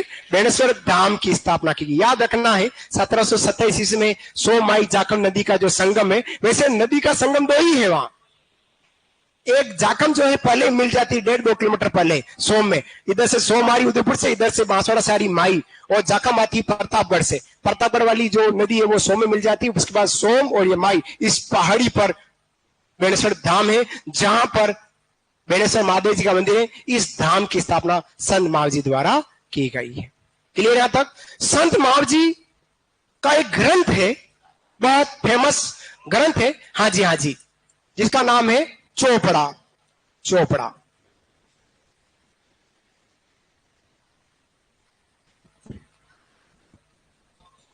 जो ग्रंथ है वो 5 ग्रंथों से बना हुआ है। चोपड़ा ग्रंथ जो है 5 ग्रंथों का पुलिंदा, जिसको चोपड़ा कह रहे हैं। प्रेम सागर, मेघ सागर, शाम सागर, रतन सागर और अनंत सागर। लाडले विद्यार्थियों समझना, संत मावजी महाराज ने 5 बड़े बड़े ग्रंथ लिखे। इन्हीं ग्रंथों का बना हुआ जो ग्रंथ किताब कहलाई वो क्या कहलाया?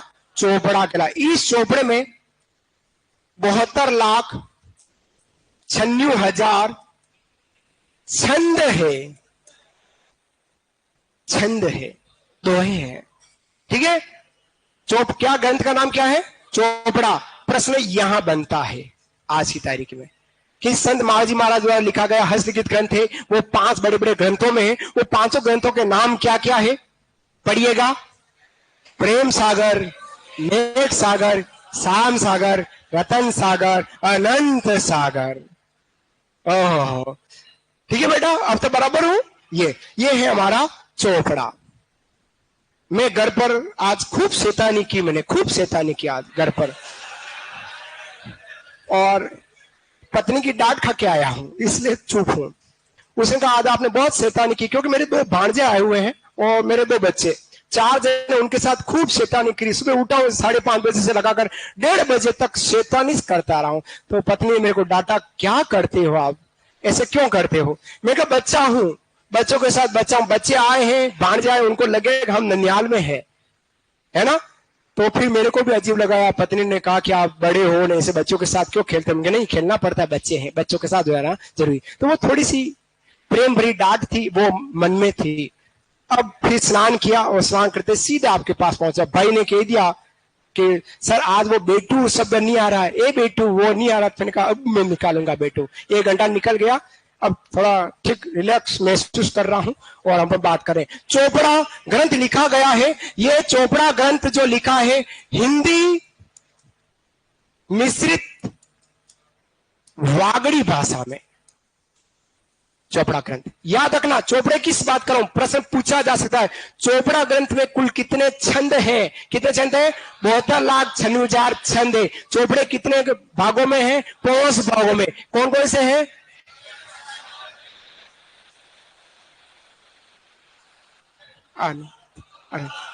अनंत है, अनंत सागर है। अब इस चोपड़ा के चोपड़ा के दर्शन की बात करते हैं। अब मैं शैतानी नहीं करूं तो आपको तकलीफ, शैतानी कर दूं तो भी आपको तकलीफ है। तो इसके जो दर्शन जो होते हैं वो होते हैं कार्तिक अमावस्या को। एक दिन मैंने लिखा दिया चोपड़ा के दर्शन मोटे तौर पर कार्तिक अमावस्या को होते हैं, और एग्जाम आ गया कि चोपड़ा के दर्शन किस पर्व होते हैं? दीपावली आ गया। तो एक विद्यार्थी ने मैसेज कर दिया, सर आपने कार्तिक अमावस्या लिखा था, देखें दीपावली नहीं लिखाई।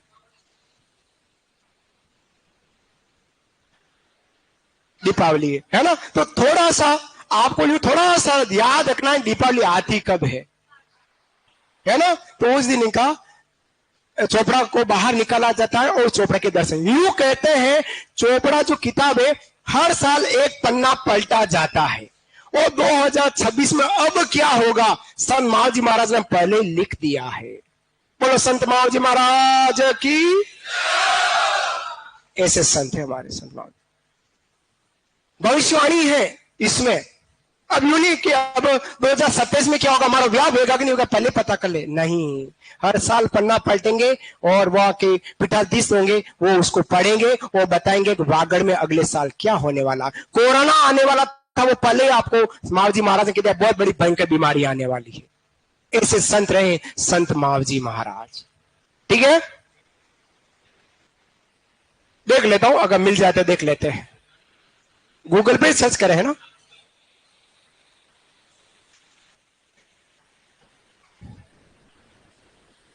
शायद ही मिलेगा पर फिर भी देख ले।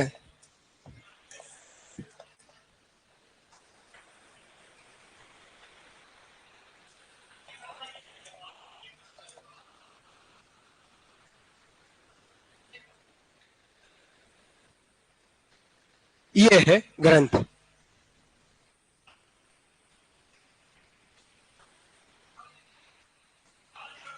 अरे मावजी को भी देखना बेटा, पहले चोपड़ा देखो। ये 150 धाम महाप्रभु मावजी, यही मावजी कृष्ण के रूप में है। श्रीमद माव मनोहर महाप्रभु 150 धाम। किताब कहां गई, किताब देखी जो।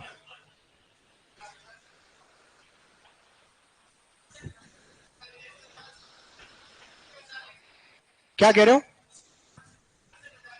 तो एक किताब नहीं, बहुत बड़ी किताब, इतनी मोटी किताब है, एक पेज नहीं है राजा।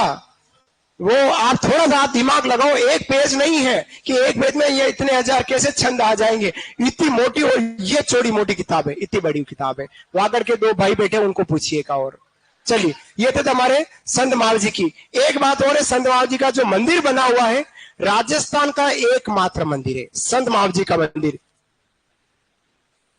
सर्वधर्म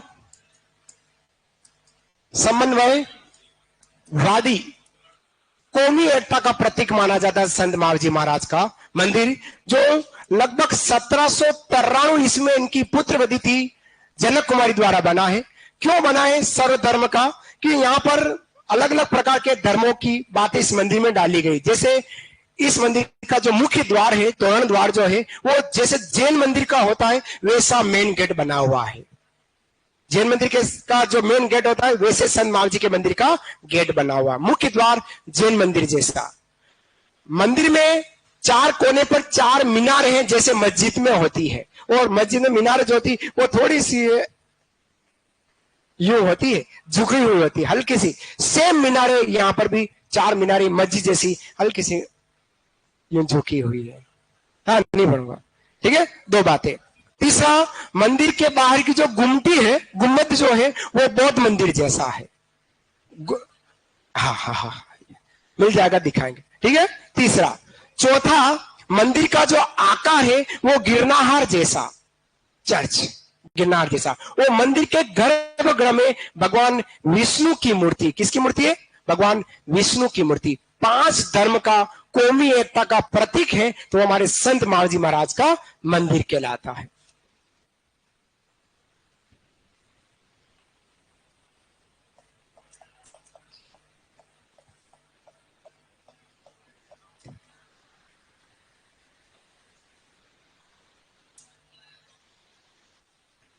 मिलना मुश्किल है, दर्शन करने ही जाने पड़ेंगे, लेकिन फिर भी मिल गया है।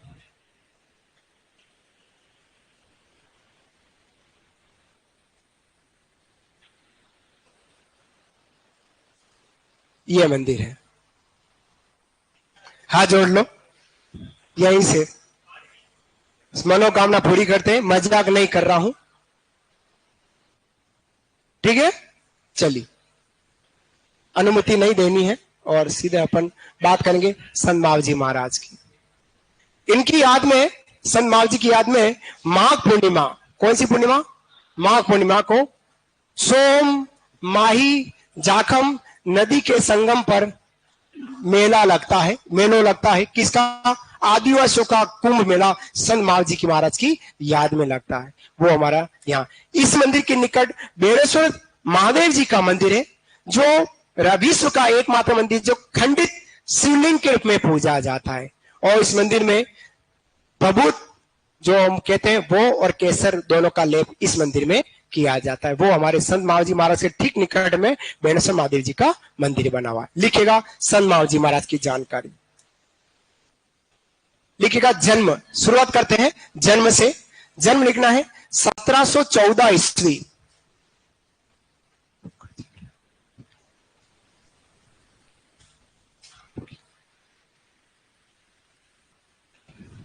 1714 ईस्वी माघ शुक्ल पंचमी। 1714 ईस्वी माघ शुक्ल पंचमी, जिसको बसंत पंचमी कहते हैं। माघ शुक्ल पंचमी, क्वेश्चन लिखो बसंत पंचमी, एक ही बात है, तिथि पूरी लिख रहा हूं जिससे आपको ध्यान में रह जाए। माघ शुक्ल पंचमी, बसंत पंचमी, साबला डूंगरपुर में इनका जन्म हुआ है। साबला डूंगरपुर, साबला डूंगरपुर में इनका जन्म हुआ है। फिर लिखना है इनके पिता, पिता इनके दालम ऋषि, पिता इनके दालम ऋषि, पिता इनके दालम ऋषि, ये तो हो गए इनके पापा जी। पिता इनके दालम ऋषि और माता केसरबाई, माता इनकी केसरबाई, माता इनकी केसरबाई इनकी माता जी हैं, माता इनकी केसरबाई। पिता दालम ऋषि, माता केसरबाई। फिर बात करते हैं इनका उपनाम। उपनाम इनको बोलते हैं वागड़ के धनी या वागड़ के स्वामी। वागड़ के धनी या वागड़ के स्वामी कहलाते हैं संत महाजी महाराज। वागड़ के धनी या वागड़ के स्वामी संत महाजी महाराज कहला रहे हैं। ठीक है, फिर बात करते हैं अवतार। ये अवतार की बात करते हैं, संत महाजी के इनके अवतार हैं। लिखेगा अवतार प्रभु विष्णु के कल की अवतार, प्रभु विष्णु का कल की अवतार, प्रभु विष्णु का कल की अवतार माना जाता है। प्रभु विष्णु का कल की अवतार, निष्कलंक अवतार कह सकते हैं या कल की अवतार कह सकते हैं, है ना। संत महाजी ने संप्रदाय चलाया निष्कलंक। कौन सा संप्रदाय चलाया? निष्कलंक, निष्कलंक, निष्कलंकी या निष्कलंक अवतार और ये संप्रदाय। और निष्कलंकी का मतलब होता है पाप रहित, जिसमें कोई पाप ना हो। भगवान कृष्ण में कोई पाप नहीं था, वैसा इन्होंने एक संप्रदाय चलाया जिसका नाम क्या रखा गया? निष्कलंकी संप्रदाय। लिखेगा संप्रदाय का नाम, संप्रदाय का नाम डस करना निष्कलंक या निष्कलंकी संप्रदाय, निष्कलंकी संप्रदाय। निष्कलंकी के क्वेश्चन लिखना है पाप रहित। हाँ जी, संप्रदाय का नाम है निष्कलंकी। क्वेश्चन लिखो पाप रहित, कोई पाप नहीं, किसी प्रकार का कोई पाप नहीं है, ऐसा संप्रदाय संत महाजी महाराज द्वारा चला गया। इनमें भी कोई पाप नहीं था और ना इन्होंने कभी पाप किया, ना ये करने देते। महाजी की अगर सौगंध ले लिए तो 100% बात सत्य है, ऐसा वागड़ के लोग करते हैं, है ना। वागड़ के लोग बहुत भोले हैं। हमारा मेवाड़ का ही हिस्सा है वागड़, और वागड़ में ज्यादा है भील जनजाति के लोग। भील और मीणा आपको इधर ही मिलेंगे और सब महाजी महाराज को मानते हैं। बात करते हैं अवतार की हो गई, संप्रदाय की हो गई। अब लिखेगा बेणेश्वर धाम की स्थापना, बेणेश्वर धाम की स्थापना। लिखेगा बेणेश्वर धाम की स्थापना, बेणेश्वर धाम की स्थापना डेट करना 1727 ईस्वी, 1727 ईस्वी, 1727 ईस्वी डूंगरपुर, 1727 ईस्वी डूंगरपुर, जो बेणेश्वर धाम कहलाता है वही। 1727 ईस्वी डूंगरपुर में। बात करता हूं हस्तलिखित ग्रंथ की। लिखेगा हस्तलिखित ग्रंथ, इनके द्वारा लिखा गया ग्रंथ, हस्तलिखित हाथों से लिखा है पूरे ग्रंथ को।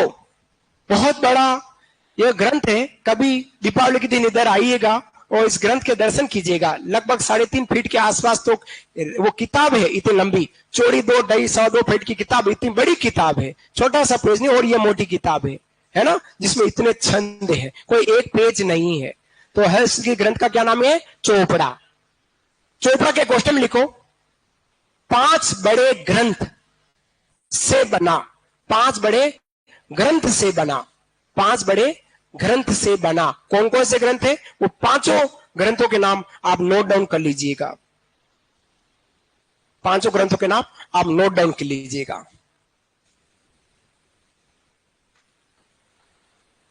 प्रेम सागर, मेघ सागर, शाम सागर, रतन सागर और अनंत सागर। अनंत सागर, इन 5 सागर ग्रंथों से मिलकर चोपड़ा बना है। याद रखना, कहीं कहीं एग्जाम आने की संभावना रख सकता है, एग्जाम में पूछा जा सकता है।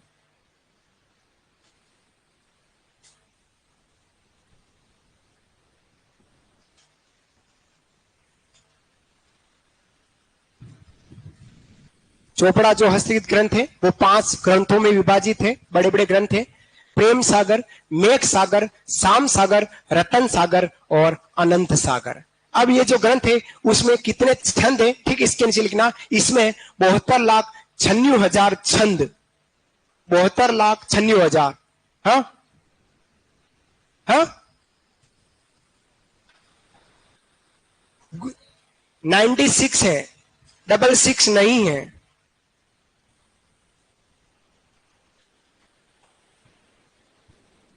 96 है, 96 है, 66 नहीं है।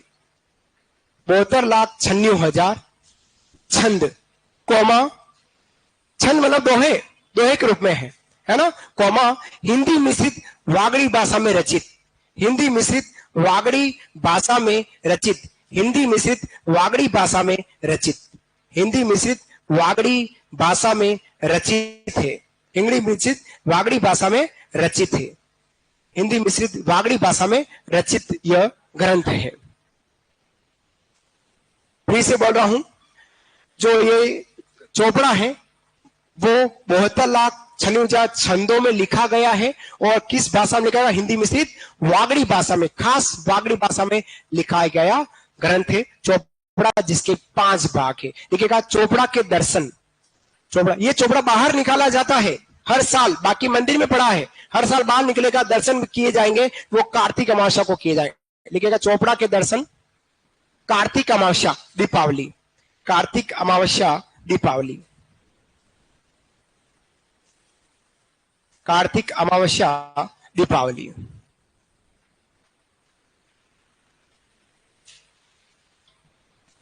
दीपावली, ठीक है। अब बात करते हैं, कुछ विशेषताओं की बात करते हैं। संत महावीर जी, लिखिएगा विशेषताएं, कुछ विशेषताओं की बात करते हैं। संत महावीर जी महाराज जो सगुण विचारधारा के साथ कुछ निर्गुण विचारधारा भी इनके साथ जुड़ी हुई है, अतः ये सगुण निर्गुण विचारधारा के संत कहलाए। विशेषता लिखिएगा, ये बचपन में सिर पर मुकुट, ये बचपन में सिर पर मुकुट कौमा हाथों में बांसुरी, सिर पर मुकुट कौमा हाथों में बांसुरी, ये बचपन में सिर पर मुकुट कौमा हाथों में बांसुरी लेकर गाया चराया करते थे, लेकर गाया चराया करते थे।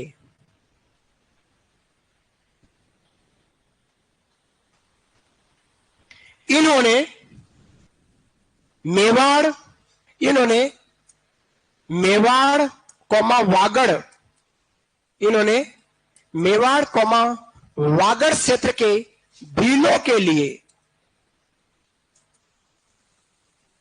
थोड़ा इंपॉर्टेंट है ये पाठ, इन्होंने मेवाड़ कौमा वागड़ क्षेत्र के भीलों के लिए लसाड़िया आंदोलन चलाया,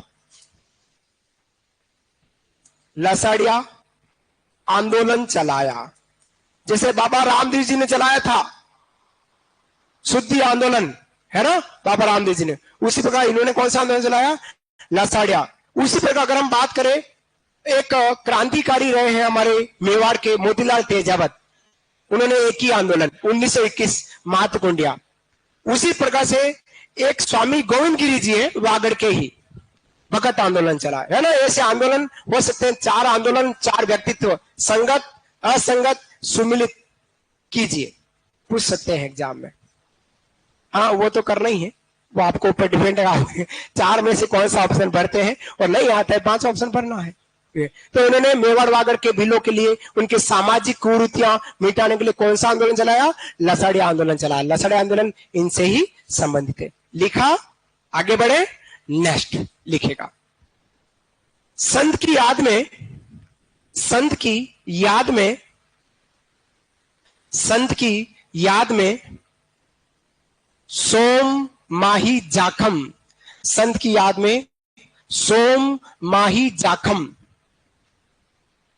संत की याद में सोम माही जाखम नदियों के संगम स्थल, सोम माही जाखम नदियों के संगम स्थल पर माघ पूर्णिमा, पर माघ पूर्णिमा को, माघ पूर्णिमा को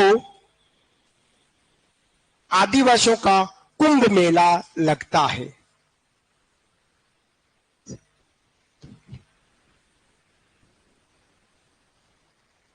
संत की याद में सोम माही जाखम नदियों के संगम स्थल पर आदिवासियों का कुंभ मेला लगता है ना, माघ पूर्णिमा पर, माघ पूर्णिमा पर आदिवासी। इन्होंने क्या किया?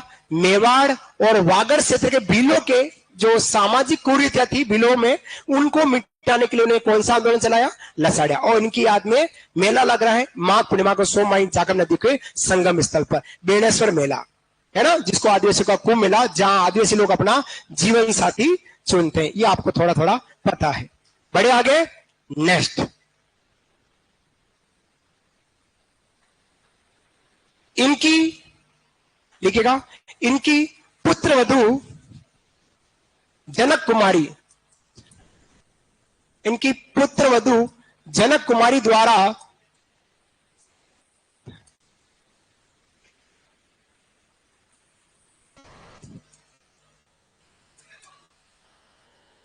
इनकी पुत्रवधू जनक कुमारी द्वारा, इनकी पुत्रवधू जनक कुमारी द्वारा सर्वधर्म समन्वयवादी, सर्वधर्म समन्वयवादी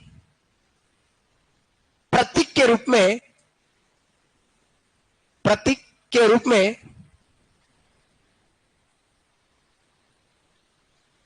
सर्वधर्म समन्वयवादी एकता प्रतीक के रूप में मावजी का मंदिर बनवाया, मावजी का मंदिर बनवाया, जहां मावजी का मंदिर बनवाया। फिर से बोल रहा हूं, आराम से लिखना, फिर से बोल रहा हूं, फिर से बोल रहा हूं। इनकी पुत्रवधू जनक कुमारी द्वारा सर्वधर्म समन्वयवादी एकता के प्रतीक का मावजी का मंदिर बनवाया, जहां, जहां लिखा और कोमा कर दे, वहां जहां कोमा, जहां लिखा वहीं कोमा कर दे, जहां को जहां लिखा वहीं कोमा कर दे, और ठीक उसके नीचे वाली लाइन में लिखना है, जहां कोमा डैश कर ले, और फिर लिखेगा मंदिर का मुख्य द्वार, मंदिर का मुख्य द्वार जैन मंदिर जैसा, ऐसा लिखेगा। जहां लिखा उसके ठीक नीचे, जहां शब्द लिखा कोमा करे और ठीक नीचे लिखेगा मंदिर का मुख्य द्वार जैन मंदिर जैसा। मंदिर की मीनारे मस्जिद जैसी,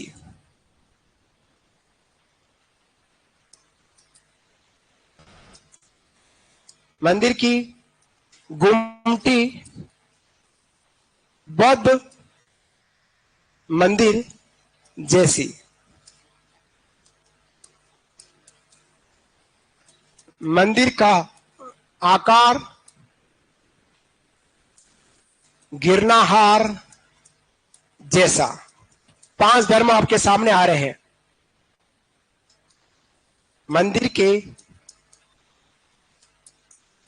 गर्भगृह, प्रभु विष्णु की मूर्ति स्थापित। यह है हमारा सर्वधर्म कौमी एकता का प्रतीक।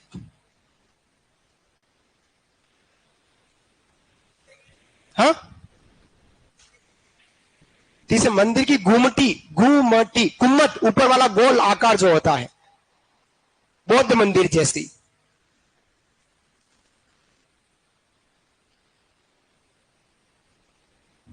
पांचों पॉइंट लिख ले, फिर आगे बढ़ेंगे।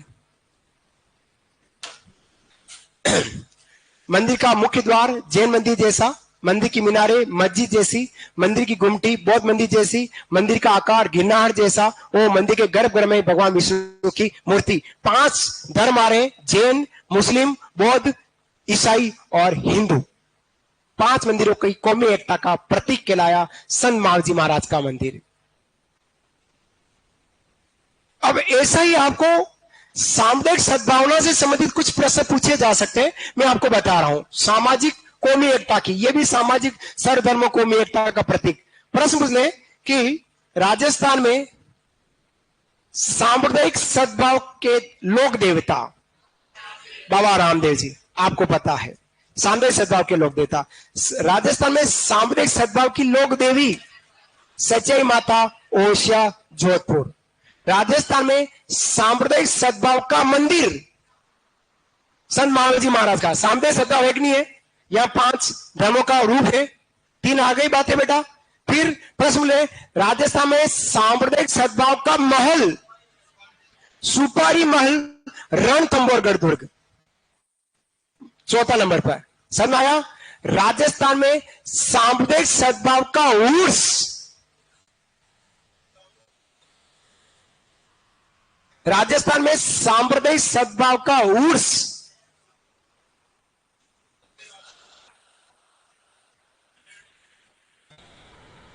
हाँ, कौन बोला पीछे? तेज बोलो। नागौर वाले? नहीं नहीं नहीं नहीं नहीं नहीं नहीं नहीं नहीं नहीं। शक्कर बाबा पीर नरहड़ के धनी झुंझुनू। अब उनको सांप्रदायिक सद्भाव का उर्स क्यों कहते हैं राजा? क्योंकि उनका उर्स जन्माष्टमी पर लगता है। ये 5 पॉइंट जहां आपने सोचना बंद किया वही पॉइंट बना है, जो बहुत कम लोगों को आया है। ये 5 चीजें याद रखनी है। समझ में आया? प्रश्न पूछा जा सकता है।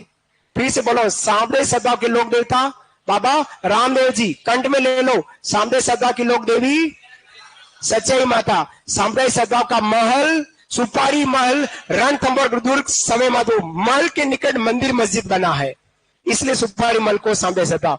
सांप्रदायिक सद्भाव का मंदिर संत बाबा राम जी का माव जी का मंदिर। वो सांप्रदायिक सद्भाव का उर्स शक्कर बाबा पीर नरहड़ के धनी। शक्कर बाबा पीर का उर्स झुंझुनू में लगता, नरहड़ झुंझुनू में लगता है, जो जन्माष्टमी में। ये 5 बातें सांप्रदायिक सद्भाव की बातें हैं। कोई भी एक प्रश्न आवे तो याद रखना है, ठीक है? बात समझ आई? बढ़ू आगे। चलिए, ये थे हमारे संत मावजी महाराज की बात करेंगे हम अगले संत चरणदास जी की बात करते हैं। संत चरणदास जी की हेडिंग डालेगा संत चरणदास जी, जो सगुण और निर्गुण दोनों विचारधारा के संत कहलाते हैं। संत चरणदास जी। जरा सा पानी कहां पिए? बोतल वो सही है कि ये सही है? कौन सी? नहीं नहीं, उस भाई ने आगे किया है। दोनों की पी लूंगा मैं बेटा, दोनों की। आशीर्वाद आप तो लेते ही नहीं हो, आप तो टीका टिप्पणी करते हो। मैं पढ़ाता हूं, आप इधर उधर देखते हो। आप भी लो, पिलाओ मेरे को पानी, आशीर्वाद आपको खूब मिले।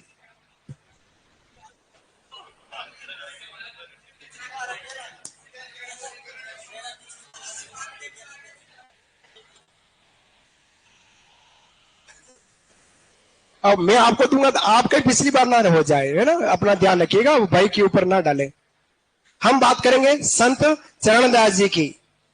माता पिता ने हमको पैदा किया, हमको बड़ा किया और हमारी शादी करा दी। यही तक माता पिता का कर्म होता है। लेकिन सरकारी नौकरी लगाने का काम माता पिता का नहीं है, है ना? माता पिता का आशीर्वाद जरूर रहेगा, लेकिन नौकरी आपकी मेहनत से लगेगी। अब आप कहते कि आपके आरसीवा से लग जाए या आपने आरसीवा दे दिया ये हो गया, वो नहीं है। समझदार बनो। हम बात करेंगे संत चरणदास जी की। किसकी बात करेंगे? संत चरणदास जी की बात करेंगे। चरणदास जी, चरणदास जी, इन पे प्रश्न 2023 थर्ड ग्रेड रिट एग्जाम में, टीचर्स भर्ती एग्जाम इस प्रश्न को पूछा है, रिट मेंस में।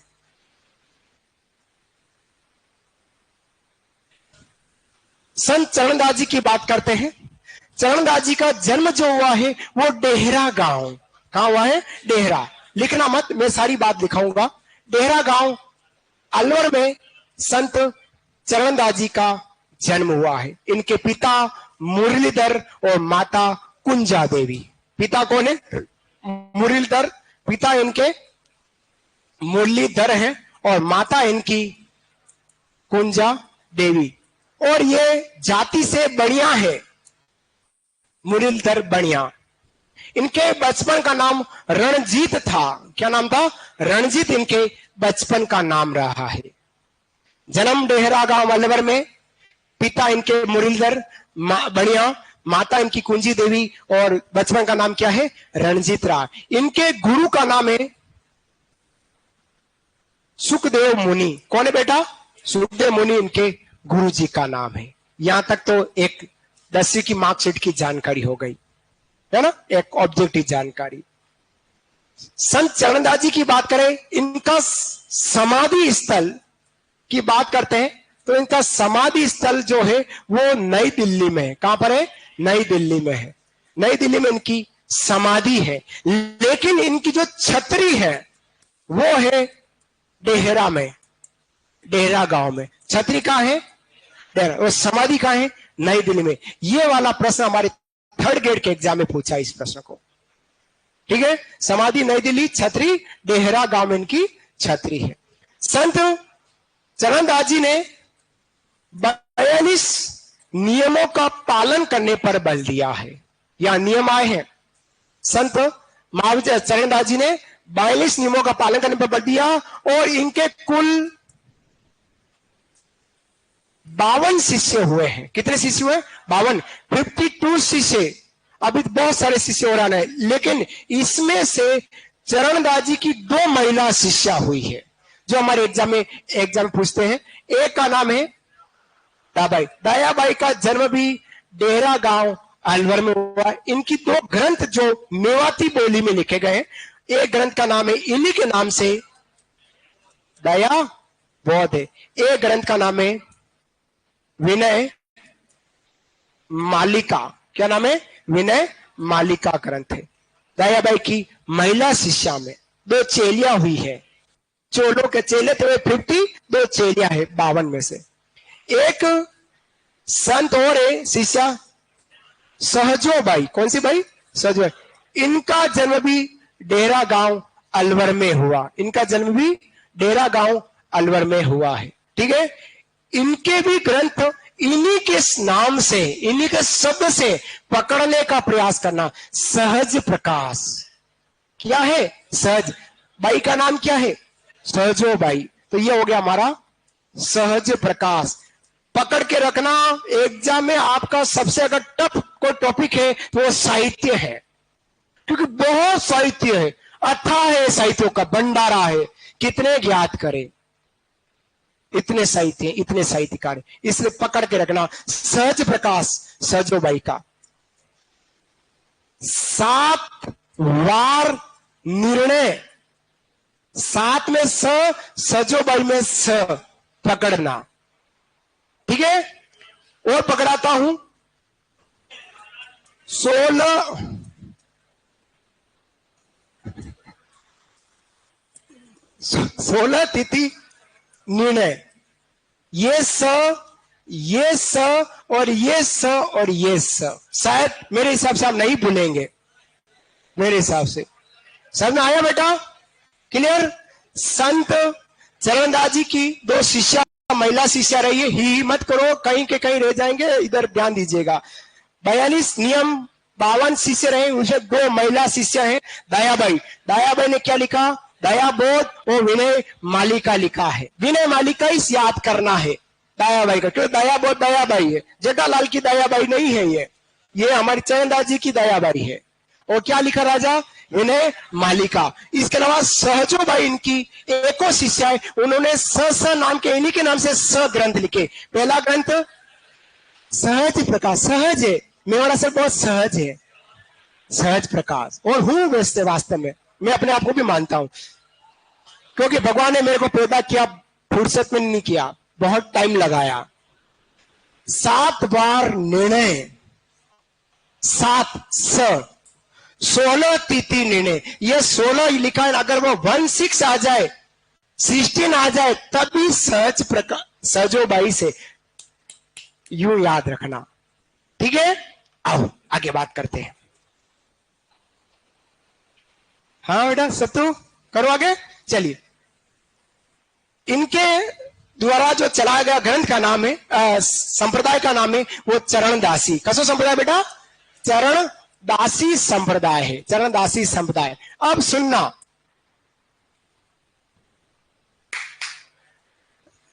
ये टप टप का मतलब अटेंशन, सुनने की बात को है ना, टप टप का मतलब और के गड़बड़ नहीं है, मैं यूं करता हूं। अटेंशन, सुनना। चरणदासी संप्रदाय की पीठ है नई दिल्ली में। कहां पर है? नई दिल्ली में। राजस्थान का एकमात्र संप्रदाय जिनके संत राजस्थान से है, लेकिन इनकी मुख्य पीठ नई दिल्ली में है, राजस्थान से बाहर है। संत चरणदास जी, क्लियर? इस संप्रदाय के जो संत है वो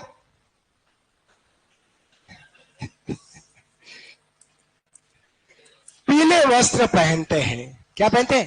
पीले वस्त्र पहनते। याद रखना है, इंपॉर्टेंट बात है, ठीक है। समझ में आई होगी मेरी बात, नहीं आई? चरणदास जी की बात, बस इतनी बातें लिखो, फिर वो लिखाऊंगा। लिखेगा? लाइब्रेरी में तो पढ़ना ही पड़ेगा। सोनू भले आप कितना ही कटास मेरे ऊपर करें, आपने कम से कम 10-15 बार कर दिया है। मेवाड़ा साहब हमको कहते हैं लाइब्रेरी में बैठ के पढ़ो, मत पढ़ो, भैंस के बारे में पढ़ो। वहां अगर आपका भैंस साथ देती है, आप, मजाक नहीं कर रहा हूं, एक दिन उदयपुर की लाइब्रेरी या आपके गांव के आसपास की लाइब्रेरी, आपके किसी भी जिले की लाइब्रेरी में जाकर देखिएगा, छोड़ो कि ये डायरिया आ गई है, वो दिन रात वही मेहनत कर रहे हैं, तब जाके सिलेक्शन होगा। मजाक का खेल नहीं है, प्रतियोगी परीक्षा है। रोज बार इस सोनू ने मेरे को कह दिया लाइब्रेरी में बैठ के पढ़ो, बाकी लाइब्रेरी में बैठ के पढ़ो, फिर कहां बैठ के पढ़ोगे? पढ़ना पड़ेगा, याद करना पड़ेगा, नहीं तो इधर ही है। लिखेगा, जन्म लिखेगा, चरणदास जी का जन्म डेहरा गांव अलवर।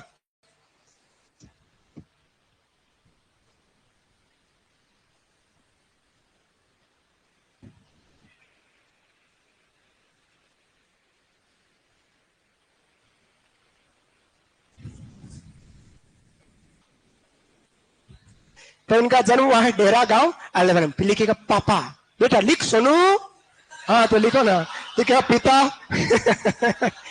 सोनू पर मेरा विशेष ध्यान है, क्योंकि 16 में आया, 16 तारीख को सहजोबाई और सोनू, वो 16 तारीख मार्च है ना। तो पहली बार मेरे से सोनू मिला, आगे आगे बैठा था, और उसने मेरे को देखा, मैंने भी इसको देखा। उसी दिन से आज तक ये देख ही रहा है मेरे को।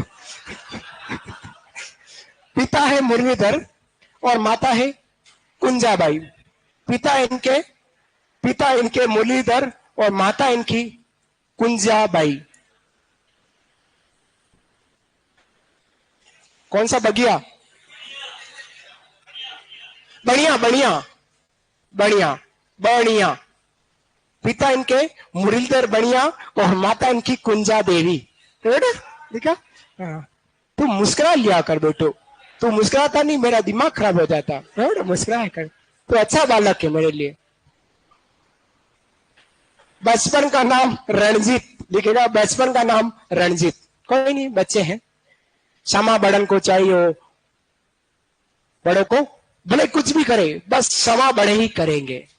छोटन को उत्पात, छोटे तो उत्पात ही करते हैं, और गुरु के सामने तो बच्चे कुछ भी करे, गुरु के लिए तो बच्चे हैं, आशीर्वाद ही मिलता है। और मेरे तरफ से आपको भरपूर आशीर्वाद है, भले वो ऑनलाइन विद्यार्थी हो या ऑनलाइन विद्यार्थी हो। अच्छे से पढ़ना, सिलेक्शन आप ही का होगा, ये सोच के पढ़ना।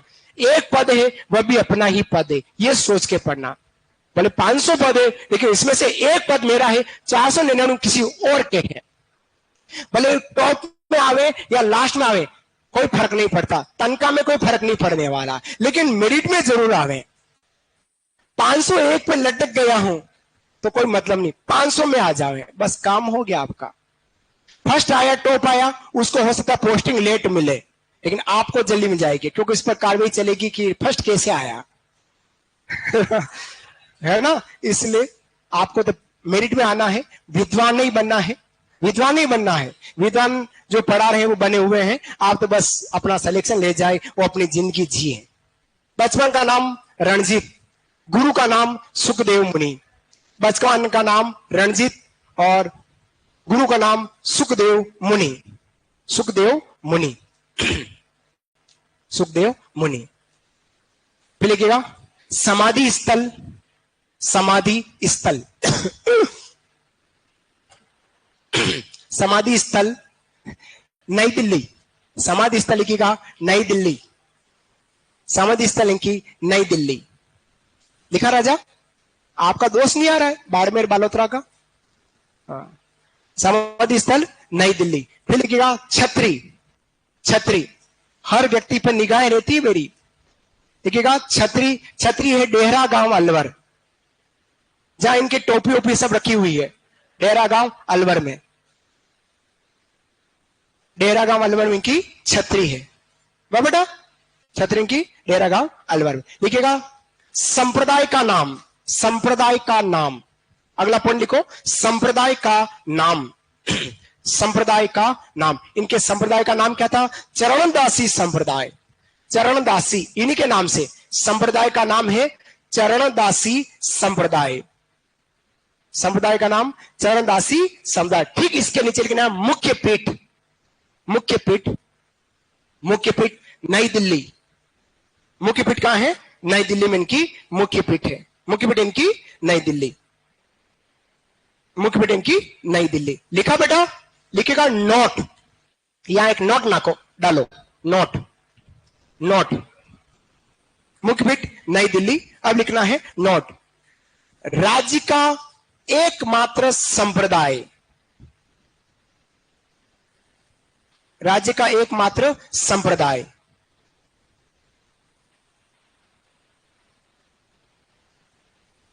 संस्थापक का जन्म राजस्थान में, संप्रदाय कौमा, संस्थापक का जन्म राज्य में, राज्य का एकमात्र संप्रदाय कौमा। लिखे बेटा? कौमा, संस्थापक का जन्म राज्य में, किंतु मुख्य पीठ राज्य के बाहर है, किंतु मुख्य पीठ राज्य के बाहर है। मुख्य पीठ राज्य के बाहर है, मुख्य पीठ राज्य के बाहर है।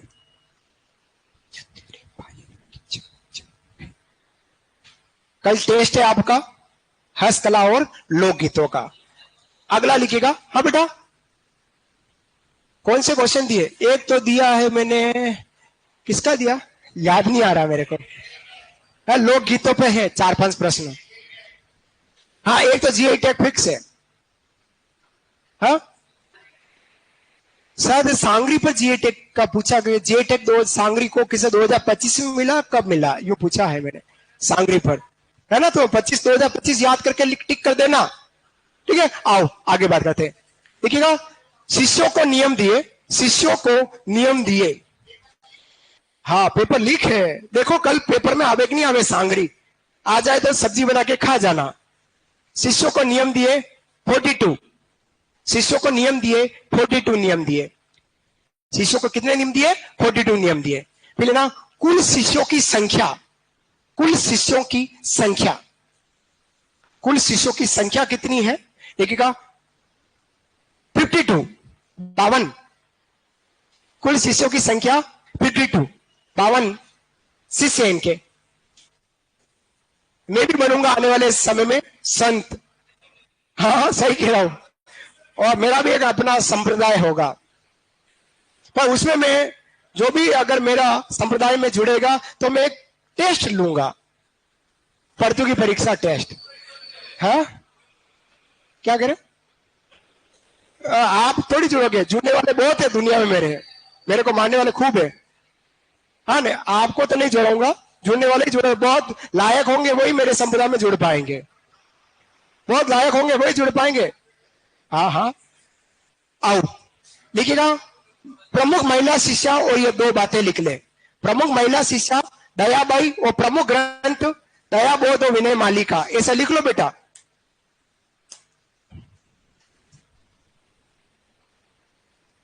जो मेरे को पसंद नहीं करते हैं वो ही ज्यादा लाइक करते हैं अंदर ही अंदर, मेरे को ये पता है, लेकिन वो बाहर दिखावा नहीं करते हैं।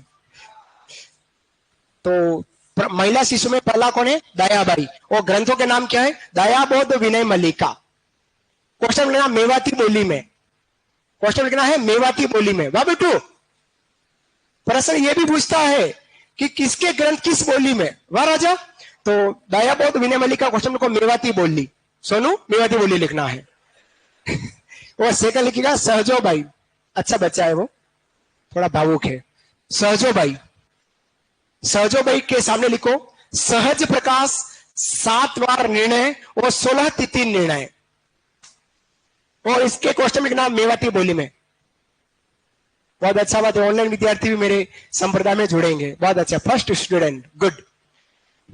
चलिए अच्छा लगा सुन के। एक नारियल 101 रुपए, 2 फोटो और आधार कार्ड की फोटोकॉपी तैयार रखना है। भजन होंगे, गेम थोड़ी होंगे। हाँ भजन, और अपन सगुण निर्गुण दोनों ही के करेंगे, है ना। मैं दोनों को मानता हूं, आस्तिक भी हूं नास्तिक भी हूं मैं। तो सहजोबाई के ग्रंथ के नाम क्या है? सहज प्रकाश, 7 वार निर्णय और 16 तिथि निर्णय। क्वेश्चन ना है मेवाती बोली। लिखा बेटा? लिखा? हाँ तो लिखो ना बेटा, मैंने कब मना किया, लिखो ना। अरे हूं क्या लिख लो। बाकी बातें सोमवार नेक्स्ट क्लास में करेंगे, तब तक के लिए राधे राधे, श्याम मिला दे, सत्य राम, सत्य राम।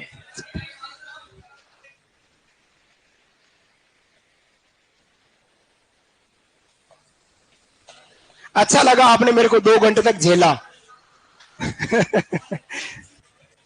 50 किलो वजन को झेल लिया आपने 2 घंटे तक, ये अच्छा लगा। हाँ हाँ दोनों मेवाती। अभी अभी संत चरणदास जी के ग्रंथ भी बाकी है, और वो भी मेवाती बोले। वाह बेटू, हाँ ओहो, आज तो मेरे भी गुरु मिल गए हैं, मेरे को भी कहते बेटू। वाह बेटू है, अच्छा लगा सुन के। बस स्नेह बना के रखना, स्तर बना के रखना, दोनों ही बातें। जितने माता पिता के साथ हम व्यवहार रखते हैं स्तर बना के, उतने बना के। मैं कभी किसी विद्यार्थी को कुछ कहता नहीं हूं, बहुत स्नेह से रखता हूं। तो बस मेरा दुरुपयोग मत करना, मेरे स्नेह का फायदा मत उठाना, ठीक है। धन्यवाद। फ्री आप लोग।